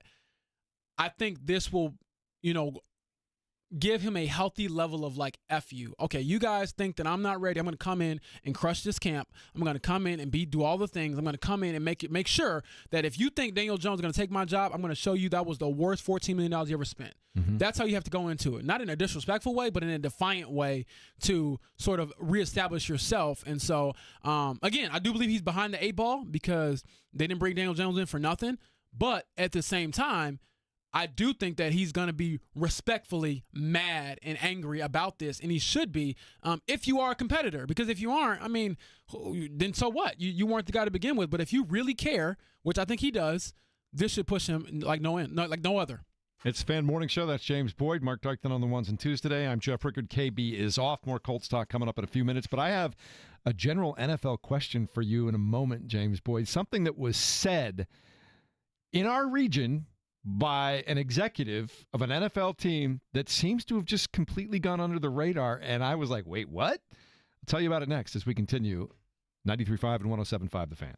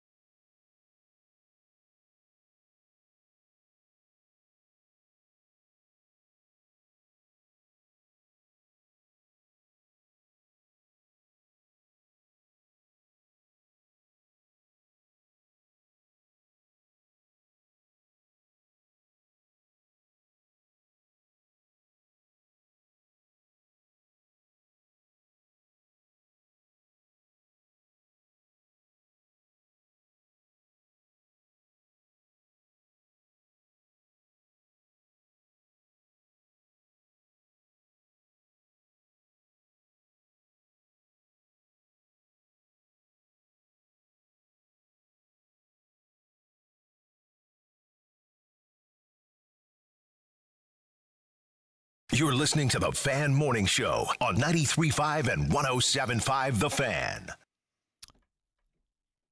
Friday, getting ready for a big weekend. Yeah, Mark's got the Leon Bridges going, I believe. Love Leon Bridges. Yeah. He's outstanding. He's on fire. Like, he never misses, does he? That's usually when I'm like, okay, when I hear his music and it's got like the old school feel to it, I'm like, you know what, Dad? Maybe the rap skippity hop stuff I'm listening to isn't as good as I thought, because that is timeless stuff right there. That is good. You can play that anytime, anywhere, any demographic. They would like that song. My dad thought it was like from like the 60s and stuff. He's like, what is this? I'm like, this is like new. Yeah. What's on your playlist this week? What have you personally been listening to? I'm curious. It just depends on my mood. I go from everything from rap and hard rock to, pop and Leon Bridges and all that stuff to oldies. So I've got a lot. I sprayed all genres outside of country pretty much. Yeah. My dad loves country. That's one thing. I wish I enjoyed more music outside of hip-hop, rap, like probably 90% of the time, R&B 10% of the time. I always make this joke, my dad loves every great artist's worst song. Like, that is him. Like, I don't know why. Like, you can think of any great artist, he's going to pull up some song, you're like, this is awful.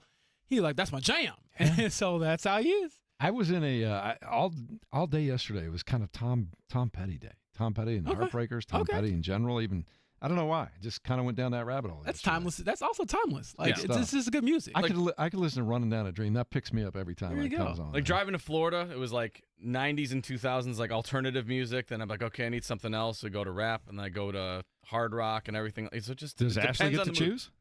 Yeah, she gets to choose. I mean, the girls choose a lot. It's Chappell Roan, it's the Wicked soundtrack, it's Taylor Swift, it's all that stuff. Are you out of the Frozen vortex yet? Oh, we've been down the Frozen vortex. We're like a decade in at this point. Yeah, with 3 daughters. Yeah. It's the Fan Morning Show. KB is off today. We got JB, Mark Dykton. I'm Jeff Rickard. Pacers at home again tonight over at the Fieldhouse. Again, they will take on the Utah Jazz. That one comes your way at 7 p.m., 6:30 airtime here on the Fan. And then, of course, after that, Washington on the road, Cleveland.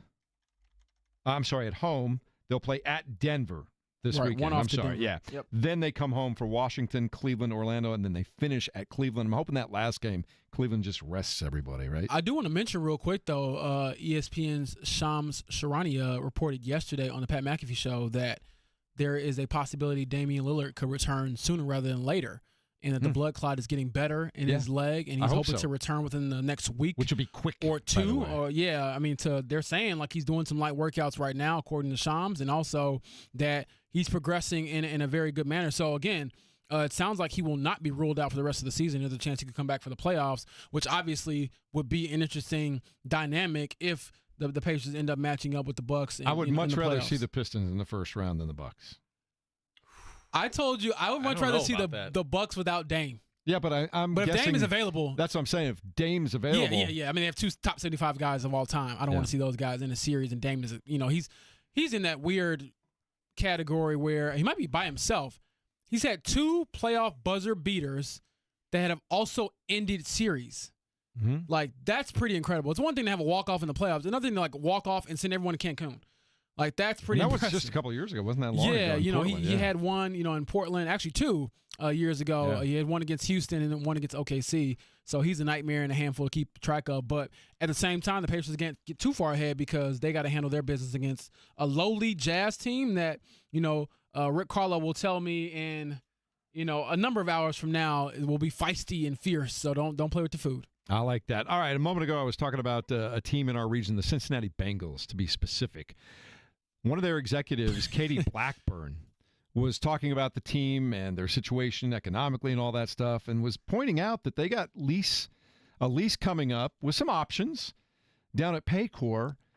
But then she kind of said, yeah, we'll just take it day by day and see what happens, opening up even the discussion, the small possibility that they could relocate. Now, does that mean they try to build a new stadium somewhere else in Cincinnati? That doesn't seem likely. I don't think that they would relocate necessarily, but is that just negotiation tactics and games saying, hey, if we don't get what we like, we have options? I mean, we have options. I don't know. I look at it like this. Maybe we're reading a little bit too much into it because it takes so much to move a franchise. And I just cannot see you stripping a city like that. There's no way. I can't imagine either. I just don't know why. I know it's happened in the past. People go, why would you even bring that into play? The Baltimore Colts, left, and that was years ago. Like, we haven't really seen. I should say we have. I know San Diego Chargers moved to L.A. and became the L.A. Chargers, but again, I don't see them moving. But you're right, Jeff. She had a couple of comments recently. Wasn't she with the Trey Hendrickson too? Yeah, more or less like right. he has to choose to be happy. Basically, with maybe she should just stop talking. She's had a hell of a week. So it's been an experience for them. I'm just reading from the article here. Should the Bengals choose to opt into the 5 2-year extensions, they will, which is odd to me anyway, 5 2-year extensions, like, okay, whatever. They would remain in the stadium presumably for the next 10 years. However, they'll need to make that decision soon. Oddly enough, the Bengals organization isn't as hurried as a team would be, knowing they are running out of time for their stadium, which it comes up in June, by the way, their lease. Bengals Executive Vice President Katie Blackburn talked about the potential relocation during the NFL owners' meetings that have been taking place this past week. She said, quote, "We play it day by day, and like everything else, we just continue to have discussions, see where things are, and then have to make decisions at the appropriate time." Why would you leave it so open-ended? I don't know. Why would you even bring that into play, and why would you do that publicly? That's my thing. If you want to say that to them behind closed doors for negotiations, that's fine. I get that that's how the game is played. Why would you say that publicly? I don't understand. I think it's similar to the Cowboys owner and him going off on, Micah Parsons, like, I don't even know his agent. It's like, Jerry Jones, you shouldn't say that publicly. So every time you think that things are like bad in Indianapolis or things are being botched, there's always a team out there that's doing something a little bit wonkier than the Colts. And for the purposes of this show in our market, for what I've talked and had discussions about, it doesn't sound like Trey Hendrickson really is going anywhere. He doesn't really want to go anywhere, does he? No, and so I know people are like, man, because the Colts make a move for him. Like, in theory, yes, but there I wouldn't about hold 25 other teams saying that too. Yeah, like I wouldn't hold my breath on it, mainly because the Bengals have a history of playing hardball with their players. Like, they will, if they need to, they will force their hand. I mean, outside of guys like Joe Burrow, who has the leverage to basically ask for what he wants, and it wasn't easy getting both Chase and Higgins done. And honestly, there was a little contention there. If Joe Burrow wasn't the quarterback, they wouldn't have got paid there. They wouldn't have done that. Because he made a public stand. He's like, get this done. And you would have liked, a pretty crazy franchise to not maybe appease him. I don't know. I don't know if I still would have paid both of them, but that's Joe Burrow's power. Doesn't work the same when it comes to, hey, I want Trey Hendrickson. They're like, hey, we paid everybody. At some point, somebody's not going to get their cut of the pie. So we'll see how it plays out. For sure. It's interesting. Well, as Colts folks and our focus on the Colts, at the end of the day, it's interesting to me because it's in the region, and I know there are some Bengals fans listening, but this is Colts country, and I can say it's not really our problem, JB. No, it is. I mean, the problem here is quarterback. What is going to happen at quarterback? We've talked about all these moves they've made, Cam Bynum, Charvarius Ward, and who they could draft, but it all goes back to the guy under center and the guy who, should be the face of the franchise, Anthony Richardson. Like, that was what he was drafted to be. He hasn't proven to be that yet. And in my opinion, this is a make or break year for him. I know that Chris Ballard pushed back on that and said he not depending on how the competition goes, they're not going to give up on Anthony. They're not quitting on him, but the clock is ticking. And I mean, the bottom line is you also have to decide if you pick up his 5th-year option after this upcoming season. Mm-hmm. So that'll tell us everything we need to know. I mean, he's playing for a contract right now. Like, I don't want to go far down the rabbit hole, but that's what he's playing for. Like, if we go through this season, Anthony Richardson gets benched, he's not playing anymore, I highly doubt they'll pick up his 5th-year option. And as much as they can say they're not giving up on him, they're not quitting on him, that will reveal everything as far as their future plans for him. That's why it makes no sense with saying that it's not make or break for him, because it is. Because if you don't pick up his 5th-year option, you're telling him that you don't really have a future with this team. That's what you're saying. So, yeah. I mean, it is make or break. It absolutely is. Now, I'm going to be a little bit optimistic and hope that with a full, healthy offseason, intense workouts with a quarterback guru down in Florida who's been known to help people out with their accuracy and their footwork, and then coming in with a little bit of a fire under your backside, I'm hopeful that he can get this thing going. I really am. Yeah, I mean, you should be. There's still, they said, and Shane said, still a lot of upside with Anthony.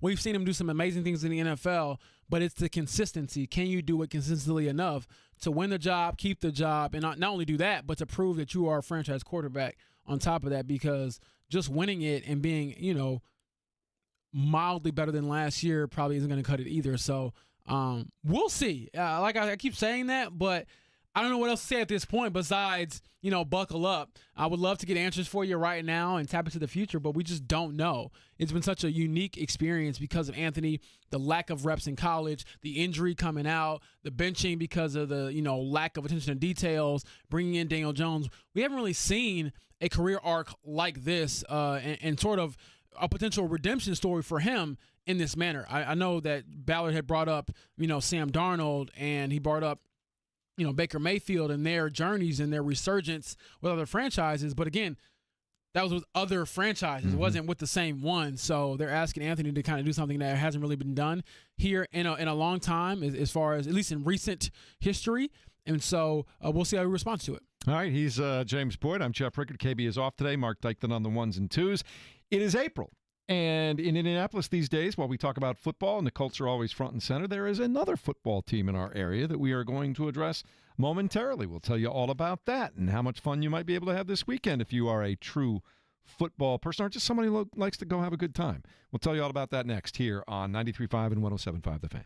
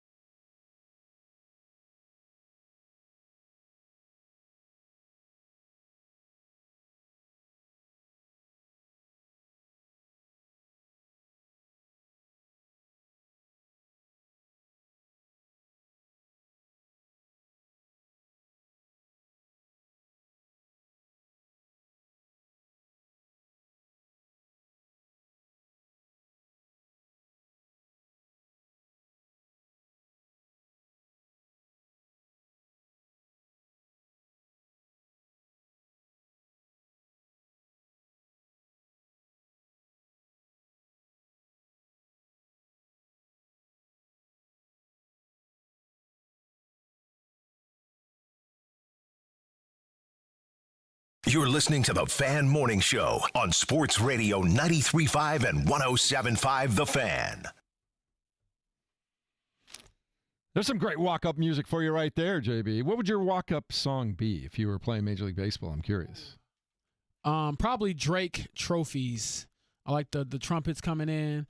It makes me feel like I'm going to go out there and win something. Maybe not Drake, though, at this point, because, I mean, that's a bold choice in 2025. You know, but I am also – let me just say this. All the people who, like, get invested in these beefs are so annoying to me because, one, it's cool to say who won. I think Kendrick Lamar definitely won the beef. But people who, like, give you all these moral, like, reasons as to why – I'm like, they both lied about each other. I know neither human being. So when Drake drops a new album, I will spin it. And when Kendrick drops a new album, I will spin that as well. So I'm playing both sides here. All right. We're going to talk some football right now. We've been talking about the Colts, as always, here on 93.5 and 107.5 The Fan. We are the flagship station, and they are the home NFL team here. But there is more football, especially in the spring right now. For the first time ever, we've got an indoor football league playing over at the Fishers Event Center. They are called the Fishers Freight, and they will have their first ever home game tonight in the Event Center as they get ready to go this evening at 7 o'clock over there. And joining us now is their head coach and general manager, my old friend now that we've known each other and talked for at least a month now. Dixie Wooten joins us on the Payless Liquors hotline. It was great having lunch with you. It was great to see you, and nice to see you guys pick up a win in your first road game this past week. Absolutely, man. The first one is always the hardest. So we went out there to Arizona, got us a win. Now we're getting ready for this home game. Tell me about the home game tonight. What can people expect to see when they go out there tonight? Indoor football, which, by the way, I've done indoor football league games. They are a blast. It moves fast. It's physical. It's quick. Tell us a little bit more about that. So, the first home game of our young career, it's gonna be a blast. They're putting in all the works and all the bells and whistles to make it successful. All the music, all the games, the concession stands, everything, man. So it's gonna be a great event. So I will come out, have fun with us again. Just imagine a football game, a hockey game, and a basketball game all mixed in one. Plus, being at the nightclub all together. So that's how much fun we're gonna have. You got boys' attention all of a sudden. I was looking at ticket price. I'm like, this, these a little cheaper than getting the regular club. But in all seriousness, when you look at the opportunities you're affording these men, what does that mean to you to still have an opportunity to go out there, play the sport? Maybe it's not the sport that you grew up, playing as a kid or dreaming of, but it's another version of a dream. So what is that like for you to have guys kind of seize that opportunity? It's a great situation because back say the 70s and the 80s, it wasn't this situation when a guy didn't make it to the NFL out of college. He just had to go to work. But now these guys are coming in and they got an opportunity to make it to the NFL from another professional level, also get paid. So it's an opportunity now since the coast up the street. Minicamp is minicamp is down around the corner. If these guys put on a show, some get back to the coast, they got a chance to go to minicamp with those guys. So it's a great opportunity for these guys to be successful and get to the next level. What's the biggest difference between what we would call NFL regular football and what you guys are doing indoors? So we got 8-on-8 instead of 11-on-11. The field is 50 by 28 instead of the traditional 100 yards. But again, and the guys, we go high motion like as receivers, and in the NFL the receivers stay stationary. But at the end of the day, it's still football. We got a lot of guys that have played on the next level. So for example, we have a guy named LaQuinston Sharp that went to training camp with the Packers, and also we got a guy named offensive lineman named Jeremy Cooper that went to camp with the Pittsburgh Steelers. So we got some of the, got some quality players that's NFL-style players. But, again, they need the opportunity to get out here and show themselves to, get those guys to get their eyes again on them. So I know you had, much success with the Bay Area Panthers. What made you want to, head this up here in Indianapolis with or not Indianapolis, but Indianapolis area with the Fishers Freight? Just being around this league for a while, I was in Iowa and in Tucson, Arizona, and, being a two-time coach of the year and having success in this league, being in Bay Area, I went out there because they gave me a great opportunity to, do a lot of stuff, outside of coaching, of course. But, when this organization came up, I knew from the jump I wanted to be the head coach day one. You had Jim, you have Jim Hallett, that owned the Indy Fuel. He came. He gave me the opportunity, and again, this is probably the best situation in the IFL. Dixie Wooten is head coach for the Fishers Freight. They will have their first ever home game tonight at the Fishers Event Center. Looking forward to seeing how this all works out. You played quarterback in college at UTEP. Tell us about that a little bit. It was fun, man. At the end of the day, you go out there, you have fun in college, and just try to, do some great things and try to get an opportunity to go to the league. But it was fun. All right. Well, it sounds like it's going to be fun tonight. I was like, man, I'm still going to club. You got football. you got. Oh, man, these sound like good vibes. I tell you, until you see it, it's wild. And tell me about this. It's wild when you talk about motion with the receivers. They can start in the backfield, turn upfield, and be going full gun at the line of scrimmage when the ball snapped, correct? Yeah, absolutely. And that's the tough part for a defensive back. So that's probably the hardest position in the league as a defensive back because the receivers line up 15 yards behind the line of scrimmage and go full speed right at them before the ball even snaps. So that's tough. That's tough to play against. So when you get first and goal at the 5, obviously it's a smaller field, it's tight, and I know it's only 8-on-8, but that's got to be tough. It is. Like for now, when you get inside the 5, it's harder for offense. So all that high motion junk, all the things that help you in the field, it kills you in the goal line. So now you have a smaller space. So high motion trying to get places fast will get you covered up. So, the defense, as long as they can keep you inside the 5, the defense start to win in that situation. And the kicking team can score off a kickoff, correct? Yeah, absolutely. It's called a deuce. So this is the crazy part about this game. So let's go through just a regular drive. So if you score a touchdown, you get 6. You can go for 2 and get 8. And then when you kick the ball off, you kick it through the uprights, you get 2 more points. So you can have 10 points in one possession. Woo! See, oh, man. See, it sounds like some points going to be getting scored, which is what I like. You. How long is it? If people go there tonight, how long does the game last? So the gates open at 6 o'clock. So that's when the teams start warming up. So the game kick off at 7:05, and you will be in your car about like 9:35. It's a fast-paced game. You come in and get to have fun, and then you can still go out. And it's on a Friday and Saturday night, so the young crowd can still have time to get to the club, and the older crowd can still have time to go warm up dinner. So, yeah, it works out for everybody. I really enjoyed meeting you and spending time with you at lunch the other day. I appreciate that. Can't wait to see you at a game. And good luck tonight, man. It's going to be great. Hey, appreciate it, man. Again, hey, come on to the game because, again, like I say, football, basketball, hockey, club, restaurant-style food, everything you need for a good day is here. So come on out. Dixie, quick question before we let you go. Anybody on the team that locals might recognize as far as names? So we have a running back that played at the at University of Indianapolis named by John Lewis. He will be starting at running back tonight for us. So he's a household name in Indianapolis with the college, and now he's one of our running backs that's starting tonight. Sounds good. Have fun tonight. Good luck. Stay healthy. Absolutely. Appreciate it. Thank y'all for having me. There you go. Dixie Wooten, the head coach, general manager. You have time to get a club feel at the game and then go to the club. I was about to say, man, he is a hell of a self-promoter. I'll say that. The energy was infectious. I enjoyed that. And what I always love about, maybe some of the more, niche sports is that you have to have people that are passionate about it, like truly. You can't just do it as a gimmick or as a stepping stone. Like he's invested in this league. He's been at it for a while. He wants to give guys these opportunities. So I think when I hear people be that enthused about something, I'm like, okay, if he cares about it that much, I can go support that. Yeah, it's going to be a lot of fun. And that, if you haven't been out there, the Fishers Event Center is top. Oh, it's nice. Shelf. I went for any fuel game a few weeks ago, and it is nice. So I would encourage everyone to go check it out. I did check ticket prices. Looks like you can get into the Fishers Freight home opener, first one ever here in the Indianapolis area for about $50 for 2 tickets. So I saw the lowest ticket I saw was $24 if you just want to go by yourself. But if you want to bring somebody else, $50 after tax, not too bad. All right, we'll check that out. Obviously, here on the Fan tonight on the air, you'll hear the Indiana Pacers as they will be playing at home against the Utah Jazz. Yes, I've never heard Jazz in Utah, but I'm certainly ready for the game. It's true.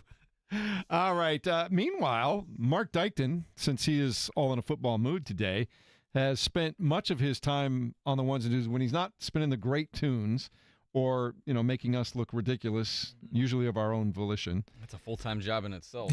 Somehow he finds time to peruse all of the gambling lines updated minute to minute. What have your internet travel has brought you today? Well, we've talked a lot of Colts this morning, and so I was like, I wonder, I haven't checked in a while since the NFL season ended, if like the updated, upcoming 2025-2026 season odds or betting odds are out, and sure enough, there they are. So we've got win total for over-under for the Colts. We've got division odds for them. I like to usually place an off-season wager of who I think all the division winners will be and whatnot. Well, if you're going that route, if you think the Colts are going to win the AFC South, which they haven't done in quite a while, some of the gambling sites have the Colts as the third best odds to win the AFC South. What are they? So unsurprisingly, the Texans are at the top. So Texans you're going to get the least value for. That is plus 125. The Jaguars are second at plus 270. If you want to get the Colts at plus 310, that is probably the best odds you're going to get the Colts for a long, long time, because as the season progresses and gets closer. And then the Titans are the long shot at plus 700 to win the AFC South. So we've got that. We've also got over-under win totals for the Colts. You were surprised, Jeff, that it's actually lower than you thought.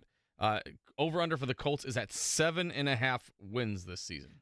Look, they won 8 last year, and everything kind of went pear-shaped for them at the very end. So to me, I would have expected it to be 8, 7.5, 8, something like that. Yeah. Because you would think they've improved their defense, right? I know they have all the questions at quarterback, but that situation doesn't really change from what we had a year ago when they almost won 9 games as it was. Yeah, I guess they're factoring in that the other teams in the division would probably be better. Maybe. Is that the case? Are you still a big believer in the Jaguars with the new head coach? Not really, but I believe in Trevor Lawrence probably more. I mean, the quarterback play determines a lot when it comes to the lines. He's learning a brand new offense again. Who do you trust more, quarterback, Trevor Lawrence learning a new offense down there in Jacksonville, or Anthony Richardson and Daniel Jones? I may be the lone guy. I'm somewhat optimistic that Anthony Richardson kind of gets it together. Yeah, I'm not saying you shouldn't be. There's certainly a world where he could succeed, but the proven commodity probably gets the benefit of the doubt more often than not. So the Texans over-under win total is 9.5. The Jaguars is 7.5, so it's the same as the Colts. And obviously the Titans are going to be the longest shot, and that is over-under 5.5 for them. Yeah, and they have the number 1 pick currently, so. I like the over at 6.5. 7.5. 7.5, I'm sorry. I'd still take it, though. I mean, they're almost ingrained, which is why Colts fans are frustrated. They're ingrained to win like 9 or 8 games pretty much every year. Yeah, and it feels like they've gotten better, right? Yeah, I believe they've gotten better, at least on paper. I think they're too talented just defensively to just fall flat on their face. And again, you should have some fairly, easier matchups when it comes to facing the Jaguars, facing the Titans. But I will say their schedule this year is not, all that friendly when it comes to just matchups. I mean, they got Kansas City on the road. They got Pittsburgh on the road. They got both LA teams on the road. They got Seattle on the road. Like, these are some tough matchups for sure. So I can see maybe why that affected the line a little bit. What'll be interesting to see is after the draft, let's say that Tyler Warren does fall to the Colts at 14. Okay. And everybody's talking about how he can be a quarterback's best friend. That'll help the offense just having a tight end that's actually a threat out there, right? Does that change? Did you go from 7.5 to 8.5 based on that? If you're out in Vegas? No, I think the quarterback matters so much. And maybe it helps you a little bit, but all I know is I got to go pick up my family from the airport right after the show. But after that, I may go back to the FanDuel app and just put some money down on that over 7.5. Look at the rest of their schedule. I mean, outside of the But we do this every year with schedules, right? We do the win-loss, and it never quite pans out the way. Some of the teams we think are going to be really good turn out not to be, and some of the teams that we don't think are going to be very good at all turn out to be okay. Right, like does anybody know what the 49ers are going to be when they come to town next year? That's fair, but I'm just throwing it out there. You know what the Texans are going to be? Yep. You know what the Chiefs are going to be? You know what the Chargers are going to be? You know what the Rams are going to be? You don't know what Seattle's going to be with Sam Darnold, but I'll throw them in there as opponent that's worth keeping an eye on. The Raiders with Geno Smith. Miami, if they do have a healthy Tua, how does that look? Like the Broncos playoff team, this is not an easy schedule on paper at all. But don't you think so much of it still comes down to going 4-2 in the division? Yes, but we know the Colts. I was about to say, asking them to do anything right in the division is always kind of tough. Can we just get a win on week 1 this year? So is that too much to ask? All the Colts fans always tell me they want to play the Jaguars on the road in week 1 so they can just get the loss, the road loss, and the not winning the home opener out of the way. But I do think that there is something to be said about starting the season not behind the 8 ball to start. I mean, win the opener. Whoever it is, win the freaking opener, and maybe you can start off and it'll feel differently because every year we have this same song and dance, and they come out every year and they cannot get it done. And the funny thing about that streak is that it's not even like, and what is that, 10 or 11 year losing streak? It's a winless streak because they tied a couple years ago and they couldn't win because of the Rigo Barrero Sanchez, not Rigo, I'm sorry, the Rigo, kick and everything like that. So that was a little rough there. So I don't know. We'll see. It always is like, it would be nice to start a season which is like, it's kind of like if you win the opener, you can kind of like a sigh of relief. Like, okay. Because you don't have to have the pressure of heading into week 2. Like, well, now we have to win because otherwise we're looking at 0-2 hold to start the season. Exactly. So that's why I always like when the schedule does come out, I always look at who the week 2 opponent is because the Colts don't usually get out to start in week 1. So then you look at week 2 and like, oh boy, if they're playing like the Chiefs in week 2 or something, it's going to put even more onus on getting out of the gate on a hot start in week 1. Exactly. They were supposed to have a layup last year going to Green Bay in week 2 and lost to Malik Willis. And so start fast for once. That'd be nice. All right, let's go big time here. Who do you guys think is the favorite right now, the betting favorite to win the Super Bowl? Got to be the Eagles. It is the Eagles. Yeah. Who do you think is second, though? The Eagles are at plus 600 right now. I would say the Chiefs, but the way you're asking this question makes me think it's not Kansas City. So I'm going to say Kansas City has the 4th best odds right Detroit. now. The Baltimore Ravens. The Ravens are probably my choice. That's interesting. Followed by the Bills. The Ravens are plus 700. The Bills are plus 750. Chiefs plus 800. And then the Lions at plus 1,000. Grant Stewart. Mm-hmm. Going to change things over there. Oh, yeah. Game changer. What do you think? And I always do this. I'll put $10 down on this. What do you think the Colts odds are? Oh, God. Oh. Plus 4,000. Plus 7,500. I'd put $10 down on that. Can you just give me the $10? Yeah, but I'm like, who knows? What if Anthony Richardson gets it all together and turns out to be Cam Newton incarnate? You are, looking at the best case scenario. Why not? How this could go. Why not? Because I'm living in reality, and I've seen both quarterbacks play an extended period of time, and for now, they're just trying to find somebody who can consistently, make some plays and not turn the ball over. Let's get some first downs. Let's keep the defense off the field. Seriously, can you move the freaking ball? I'm just trying to think of how many drugs I'd have to be on to think like, hey, Colts are going to take it at 7,500. You're just burning Don't you money. always, though, the team that you're into, don't you always put $10 down on them? No. I'm a Bears fan. I've learned my lesson many years ago that no, you don't put your money behind your fandom because that's never a good thing. Their goal is to get to the playoffs for the not first a time lot in 4 of money. years. I'm just saying, it's one lunch I don't get to eat if out. If you want to Venmo me that $10, I will put it to better use than putting it on the Colts to win the Super Bowl. Yeah, he'll buy some Andy Capp's hot fries and some more. Yeah, I know what you'll do with the crackers. $10. I need to restock the Koala's March. So yeah. That's not my fault. I tried. What do you think the Bears' odds are of winning the Super Bowl? Because Bears fans are insane. They'll probably bet that number down. So I'm going to say that plus the Ben Johnson, plus the Hope and Caleb Williams and all that. So I'm going to say plus 3,500. You're pretty good. Plus 3,400. Starting to get scary when Mark is actually a guy that could start setting these lines. Mm-hmm. I know. Well, I know that he spent some time on the apps. They're going to hammer the over win total again. And all that. No, you don't fall for that. Let's check it down. The Morning Checkdown on 93.5 and 107.5 The Fan. You got some options tonight, JB. You can go see the Indiana Pacers take on the Utah Jazz at 7 o'clock over at Gamebridge Fieldhouse. Or if you're out in the northwest or northeast part of town and looking for something to do, go up to the Fisher Event Center and go check out the Fisher's Freight. The Fisher's Freight with their home opener later tonight against the Tulsa Oilers. Obviously, the Pacers hosting Utah Jazz need to get a win there to stay in playoff positioning for that 4 seed and home court advantage in the first round. Jazz have lost 7 games in a row coming into this game. The Pacers have won 8 out of 10. They have a 3-game lead over both Milwaukee and Detroit in the Eastern Conference for that 4th playoff spot, which would mean home court advantage if you can lock that down. Yes, sir. And so a very important game. Just don't mess around. Just go take care of business. Get a double-digit lead somewhere in the second quarter and just cruise home today. I want to see James Johnson get minutes, and that means you got to blow him out. I want to see Johnson and Furphy for good. I hope they both get double-digit minutes tonight. There you go. You know what I'm saying?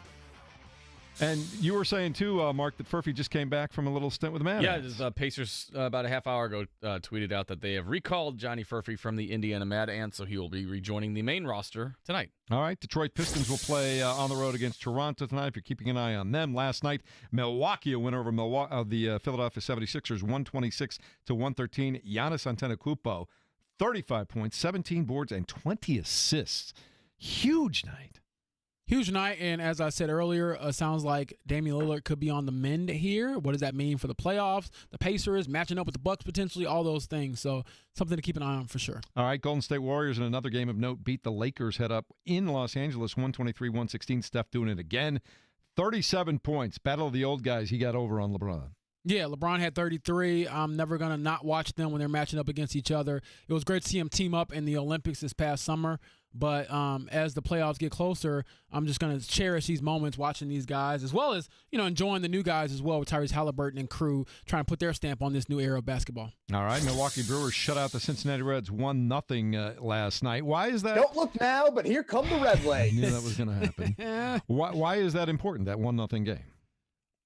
I mean, it's rough. It's rough for them right now. It's only the second team since 1920 in the modern era to lose 3 games in a row by an identical 1-0 score.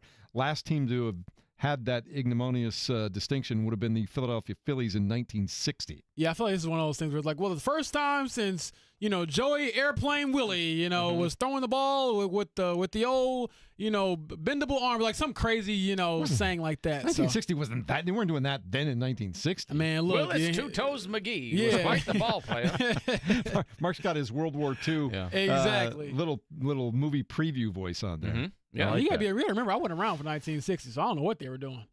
And for the Indianapolis Indians, they split a doubleheader against the Iowa Cubs last night, winning the first game 7-6, losing the nightcap 6-1. Go Indians! Something like that. We'll see. Grab your Cracker Jack and kiss your lady on the cheek. Tonight, the Cubs will play in Victory Field again against the Indians. That one starts at 6:35. You got lots of great options tonight, JB. Oh, absolutely. Lots of great options. We got the women's Final Four as well. Looking forward to that. I'm excited about what's going to happen with the men's Final Four the upcoming weekend. So I will be on a couch somewhere. If I'll probably be at the Pacers game, laptop up, streaming other games, other things going on as well, because I'm just so invested, man. I wish I wasn't like this at times, but how can you not like basketball or not like this time of year? The NCAA giving the women short shrift. Not only do they make them play in those stupid super regionals, but then they make them turn around and play their Final Four on a day they play their Elite Eight later than the men do. Then they play the Final Four earlier than the men do. Yeah, I don't necessarily agree with it, but at the same time, I'm not going to complain about it too much because I'm just focused on the matchups. We got number 1 South Carolina against number 1 Texas at 7 p.m., and then UConn and UCLA going at it. We'll see if Paige Beckers can get her team into the national championship and kind of stamp her mark on the UConn program, which has won a ton. But as we know, Paige has not won a national championship, which is it's kind of like if you're a Laker or you're a Celtic, it's like you got to win a championship to be remembered among the certain, that certain room of grace. She's a great player, but that's the one thing that all UConn players kind of chase at that program. Starting this week, you got the men's and women's championship weekend. You got the Masters starting soon. Yeah. You got the MLB in full swing. You got the NBA play-in tournament, the NBA playoffs, the NHL playoffs, WrestleMania, and you've got the NFL draft. What's coming up at WrestleMania? Keep us up to date there. Oh, lots of stuff. There's 2 nights, man. What's Easter weekend. What's the big storyline? Cody Rhodes and John Cena. Like John Cena turning heel. So that's the big match heading into Vegas. Is anybody having more fun in life than John Cena right now? No. He's on every other commercial that you see. He's in movies now, and now you can't tell me he's not having a blast doing this turn to the heel. In his final year as an active wrestler, yeah, he's probably loving it. Man. Ripping on kids that have rooted for him his whole life. I love it. You got to teach them early. You know what? Got like I said, you got to tell the kids, talk some trash to them, builds character. Mm-hmm. Yeah, you are not as tough and grindy as you seem, I don't think. I think you talk this because you're always talking about harsh stuff. I know. He showed us his burner Twitter account yesterday where he's taking shots at Darrell Reeves. Yeah, exactly. And hashtag Darrell Reeves. 17, what were you, 17? Yeah, 17 probably. And Darrell Reeves said, hashtag this kid has no clue. And I really didn't at the time. I really hope I run into him someday and I get the chance to just tell the story, just to laugh about it because, I could have never imagined back then there was like a probably a 20% chance at this point that I might actually be in the same room as him again someday, which is so funny. I'll actually autograph again to see if he gives it to me this time. All right, write this phone number down. You're going to need this. We are in the midst of switching phone systems, and we've lost our longtime 293-1070 number temporarily. We're going to get that back when they get the whole thing installed. But for right now, the number to the studio is 317-972-3005, 317-972-3005. 317-972-3005. You want to get in now if you want to take part in the pop quiz, because we have on the line another option for tomorrow night for entertainment and sports, Mark Dykton. Yes, 4-pack to the Indy 11 game against North Carolina FC. Hang out with Greg Rakestraw at Carroll Stadium, so you've got a 4-pack of tickets coming your way. And then regardless of how you do, you get the Jiffy Lube oil change. So you get a free oil change, and you get to go to the Indy 11 game. So. But you don't actually get to physically hang out with Greg. You'll be you in the might same... be able to. Greg Rakestraw is a man of the people. You go wave to Greg Rakestraw. He might wave you right up. He'll dab you up. He might wave you right up. We'll do that next as we continue the Fan Morning Show on a Friday morning here at 93.5 and 107.5 The Fan.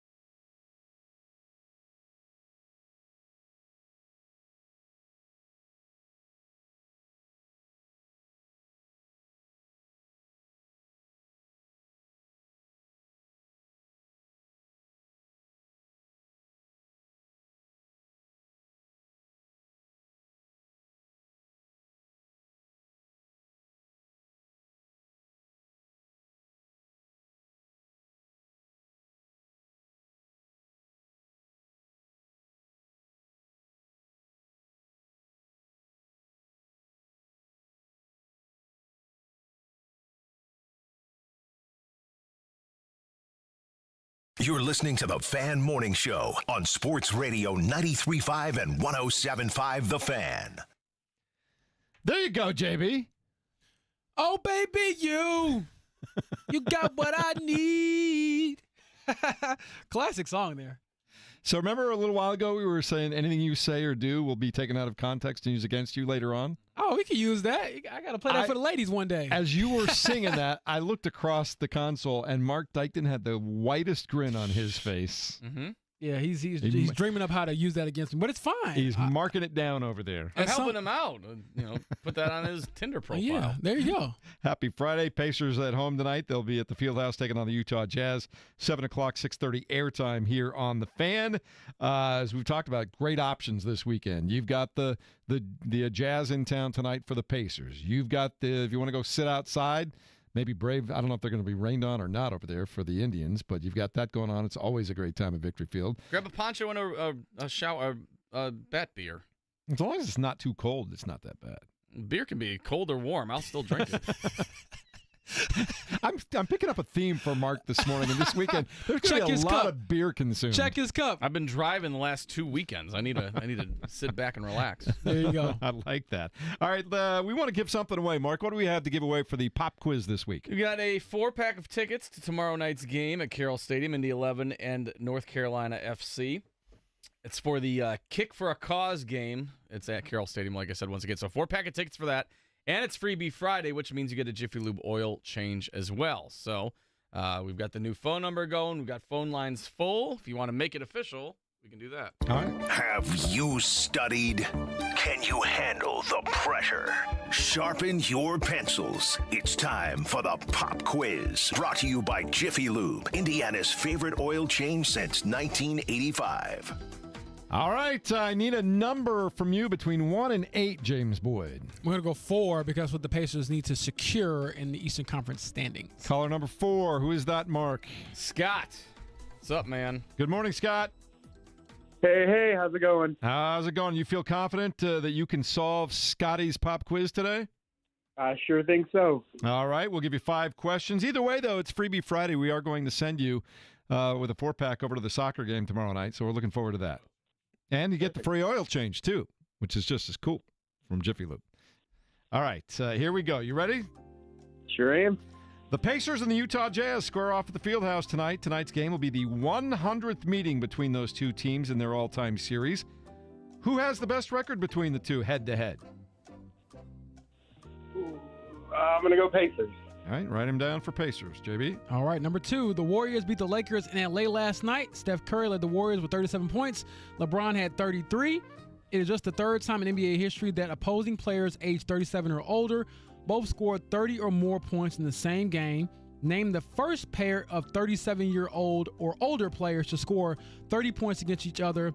The matchups are Kareem Abdul-Jabbar and Alex English, Jamal Crawford and Dirk Nowitzki, Hakeem Olajuwon and Karl Malone, or Michael Jordan and Karl Malone?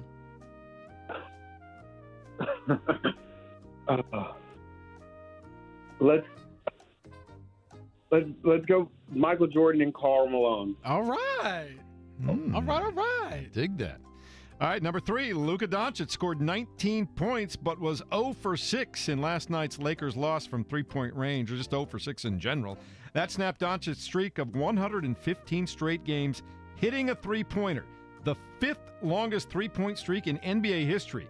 Which of the following players never had a streak longer than Luka's 115 games with at least 1 3 made? Did not. Steph Curry, Dana Barros, Kyle Korver, or Damian Lillard? Which one did not have a streak longer than 115 games? Let's go Dame. All right. Dame, I think he said. Damian Lillard, right? Yep. Okay. All right. Number 4, the NCAA Men's Basketball Final Four is set for tomorrow at the Alamo Dome in San Antonio. The Houston Cougars will look to win the title in their home state. Name the last team to play in the Final Four in its home state. Was it Michigan State, Purdue, Butler, or Penn? Butler. All right. I like this guy. I like this guy, too. On this day in 1974, Hank Aaron tied Babe Ruth's all-time Major League home run record. Remember, tied it, hitting by or hitting number 17 on opening day in Cincinnati. Name the Reds pitcher who surrendered number 714, not the record at 715, which I had guessed. Thank you, Scotty. And he reminded me it was for the tie here. Was it Jack Billingham, Gary Nolan, Don Gullett, or Pedro Bourbon? Gary Nolan. All right, let's see how he did. I like his chances here, JB. I mean, started off pretty strong, I think. Yeah. So Pacers and Jazz squaring off tonight. Who leads the all-time series? He said the Pacers. Correcto. That's right. 50-49, though. Very narrow. Remember, there were a lot of, in the day, Stockton Malone era Jazz teams that were lighting the Pacers up, but the Pacers have taken the lead, 50-49. We like that. All right, Warriors beat the Lakers in L.A. last night. Steph Curry had 37, LeBron 33. Both players over the age 37 to have 30 or more in the same game against one another. Name the first pair of 37 or older players to score 30 against one another in the same game. He said Jordan and Karl Malone, That JB. is correct. Not a bad guess because those guys can score. All right, 2 for 2. Luka Doncic had his three-point streak of 115 points with a three-pointer made snapped last night. Which one of these players did not ever have a streak of 115 games or longer with that? Steph Curry, Dana Barros, Kyle Korver, Damian Lillard. He said Dame Lillard. You blew it! If it makes you feel any better, I said that too. All right, there we go. It was Dana Barros. 89 games was his longest three-point made streak. Also, NCAA men's basketball Final Four was the last home team essentially to play in their home state in the Final Four. He was right. It was Butler at Lucas Oil Stadium back in 2010. I like that one. And Hank Aaron's 714th home run came off the arm of not Gary Nolan, his guess, but Jack Billingham. I know you would have gotten that one, right? No chance. No chance? No chance. You're not big on Reds history? I'm not big on Reds history, but I do want to go to a Reds game because where the park is, right off the river, it's pretty beautiful out there. Well, he does win a 4-pack of tickets to go see the Indy 11 tomorrow night at Carroll Stadium, and also gets the free Jiffy Lube full-service oil change, which is always good. Jiffy Lube, Indiana's favorite oil change since 1985. So good job out of him, all in all, though. Not a bad way to finish the week. I like that one. Right. You being a Southsider, you were a White Sox fan growing up, right? Yeah, that's what I grew up as. Yep. Did you guys go often? No, not often. I went to a handful of games as a youngster. Thankfully they weren't as bad as they are now. I remember watching them win in 2005 and how cool that was. And I guess since then you kind of just stick with it, but it's been rough. So you grew up with Hawk Harrelson. Pretty much, That's kind of the soundtrack of your baseball growing up, right? Exactly. And, shout out to a legend. I mean, anytime you kind of get ingrained like that, it's like when they leave, you just wonder, how can I go on without you? I know Steve Stone had gone over from the Cubs to the White Sox at some point. Was he still kind of the one of the voices in your I can't remember. It's been a while since I've listened.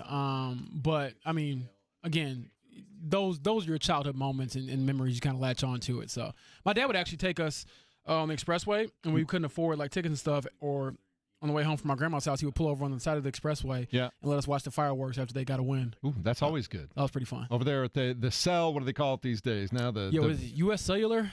For a long time, it's not that anymore. It's like the Sears Tower. I'm never going to call it anything else than what I call it. It's always the cell to me, too. Yeah, so that's just how it works. I like nicknames for stadiums as opposed to their highly paid for corporate names. I know we get in trouble. We don't get in trouble, but people say, hey, could you mention that every once in a while? But I don't know, man. I like nicknames for these places. This is true. All right.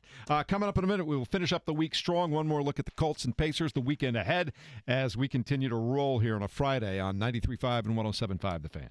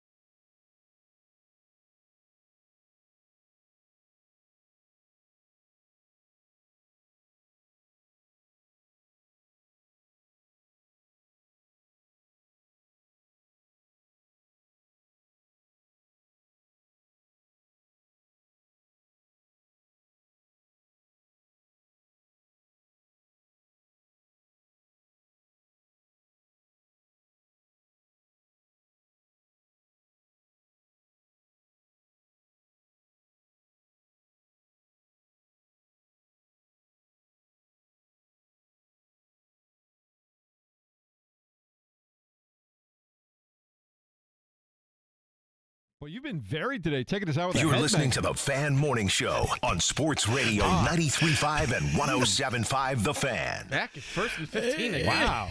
It happens It's a every daily day. show. Let it Just play. come on. Let it breathe, buddy. You got to let me know what you're doing sometimes. I don't always know where you're going Been doing with this it. longer than I've been alive. Let the liner play. Let's have some radio discipline for God's sake. Oh, man. Oh my goodness! I was going to compliment you for giving us a little headbanger on the way out. Oh my goodness. Man, dude, we are back though. We are like inside the 5 right now. Oh, come on. Starting this drive. Oh my And you know what? goodness. And we're still Our going to punter's score. looking at us like, what are you doing? And we're still going to score on this drive. What are you talking about? Hey, I don't doubt you there, but man, it's a little cramped back here. Anyway, nice job on the Thank music you. selection today. I appreciate it. Try to be nice, Scotty. You see what happens gosh, over here? yeah. There's no nice here. There's no nice. You're adapting well, JB. Oh, I'm There's no loving it. nice This here. is hilarious. Yeah. Oh, my James goodness. is wondering like what he signed up for, I think. No, but you know what? He gets here a little bit earlier every day, I've noticed. Uh-huh. Hey, I like it. I got that one late day out of my system. All right. Obviously, Final Four. We'll talk about Colts again on the way out. But Final Four happening starts tomorrow night, and then the championship game on Monday. Mark Dykton, I'm just curious, what are the latest? You've been dialing up odds. What are the latest odds on these Final Four games coming up this weekend? Let me pull that up because I don't have that readily in front of me. Obviously, Kevin has his bet. Kevin has his bet where he needs it to be. He doesn't need either team to win the national championship. He just needs it to be Houston and Auburn in the national championship. And I guess he gets a pretty payout. He did not disclose how much, but he said it would buy us enough for like we can all go out to dinner or something. So he put a friendly wager on that. Looking at it right now, Florida is the heavy favorite heading into the first game on Saturday evening. They're minus 150. Auburn plus 125 on the money line. And then no surprise, Duke minus 255 over Houston was plus 202. So the two underdogs are who Kevin needs to persevere and make it to the national championship to get a hefty payout. So I don't like his chances. I think it's going to be Duke and Florida. That would be my ideal national championship. That was my pick in our bracket challenge. We'll see how that goes. I don't think I can win the bracket challenge, but if Auburn pulls this off, I do think I can finish third. Which is not terrible. Not bad. I mean, Houston is my pick to win it all, so we'll see. But Duke is rolling right now. I'm excited for it. So I was worried because of Cooper Flagg's like injury heading into the tournament, and he's had no issues. Incredible. I mean, he's having one of the all-time great freshman seasons. If he wins this, he's entering that upper echelon of Duke players that are all-time greats. Even though he's only going to play one season there if he wins the national championship. And if they stay on that trajectory of like if Duke makes the national championship, John Shire is going to be in rare air as far as being a player, an assistant, and a head coach to have won a national championship. I think it's only. I don't know if a male head coach has done it. I know Kim Mulkey has done it, but I don't know if a male head coach or male coach has ever done it. I'm glad you just told me that. So now, one man should not have that much success. So I'm going to be praying on his downfall this weekend. Wow. I got to lean more towards the hate to close out the show. It's interesting. I know KB thinks that Houston's defense is going to give Duke, who doesn't have a true, pure point guard, all kinds of problems. And one thing I will say about Cooper Flagg, that guy can do anything. He can play make. I think he's going to be point forward in this game, don't you? Yeah, absolutely. I didn't know he could play make that well, but I watched the last couple of tournament games. He is a really special talent. The obvious consensus number one pick, and a guy who, if he stays healthy, he's going to make $500 million plus in his career. So, but for now, for this weekend, he's got a chance to do something special, and I'm sure he's trying to seize that. Yeah. So I hope Auburn wins this thing for my own personal financial stake. But right now, if I had to do it again, I think Duke is the favorite going into this weekend. I really do. That's I know fine. Kevin disagrees with me. I'm about to take these. Me and Kelvin Sampson, we talked about it. He said, JB, I got you. I said, oh, cool, man. I appreciate that. So I've got Duke and Florida winning. Who do you guys have I've tomorrow got night? Auburn and Duke. Give me Houston and give me Florida. Okay. We're all over the place. I like that. There we go. Scotty, I know it's off mic, but who you got? I'll repeat for you because people can't hear you. He's going chalk Duke, Florida. Scotty is what and he I wants are to do. Big brains. I'm breaking the chalk. Look at the big brain on Mark. That's right. How'd that work out for the guy with the big brain? So far, so good, I think. There you go. All right.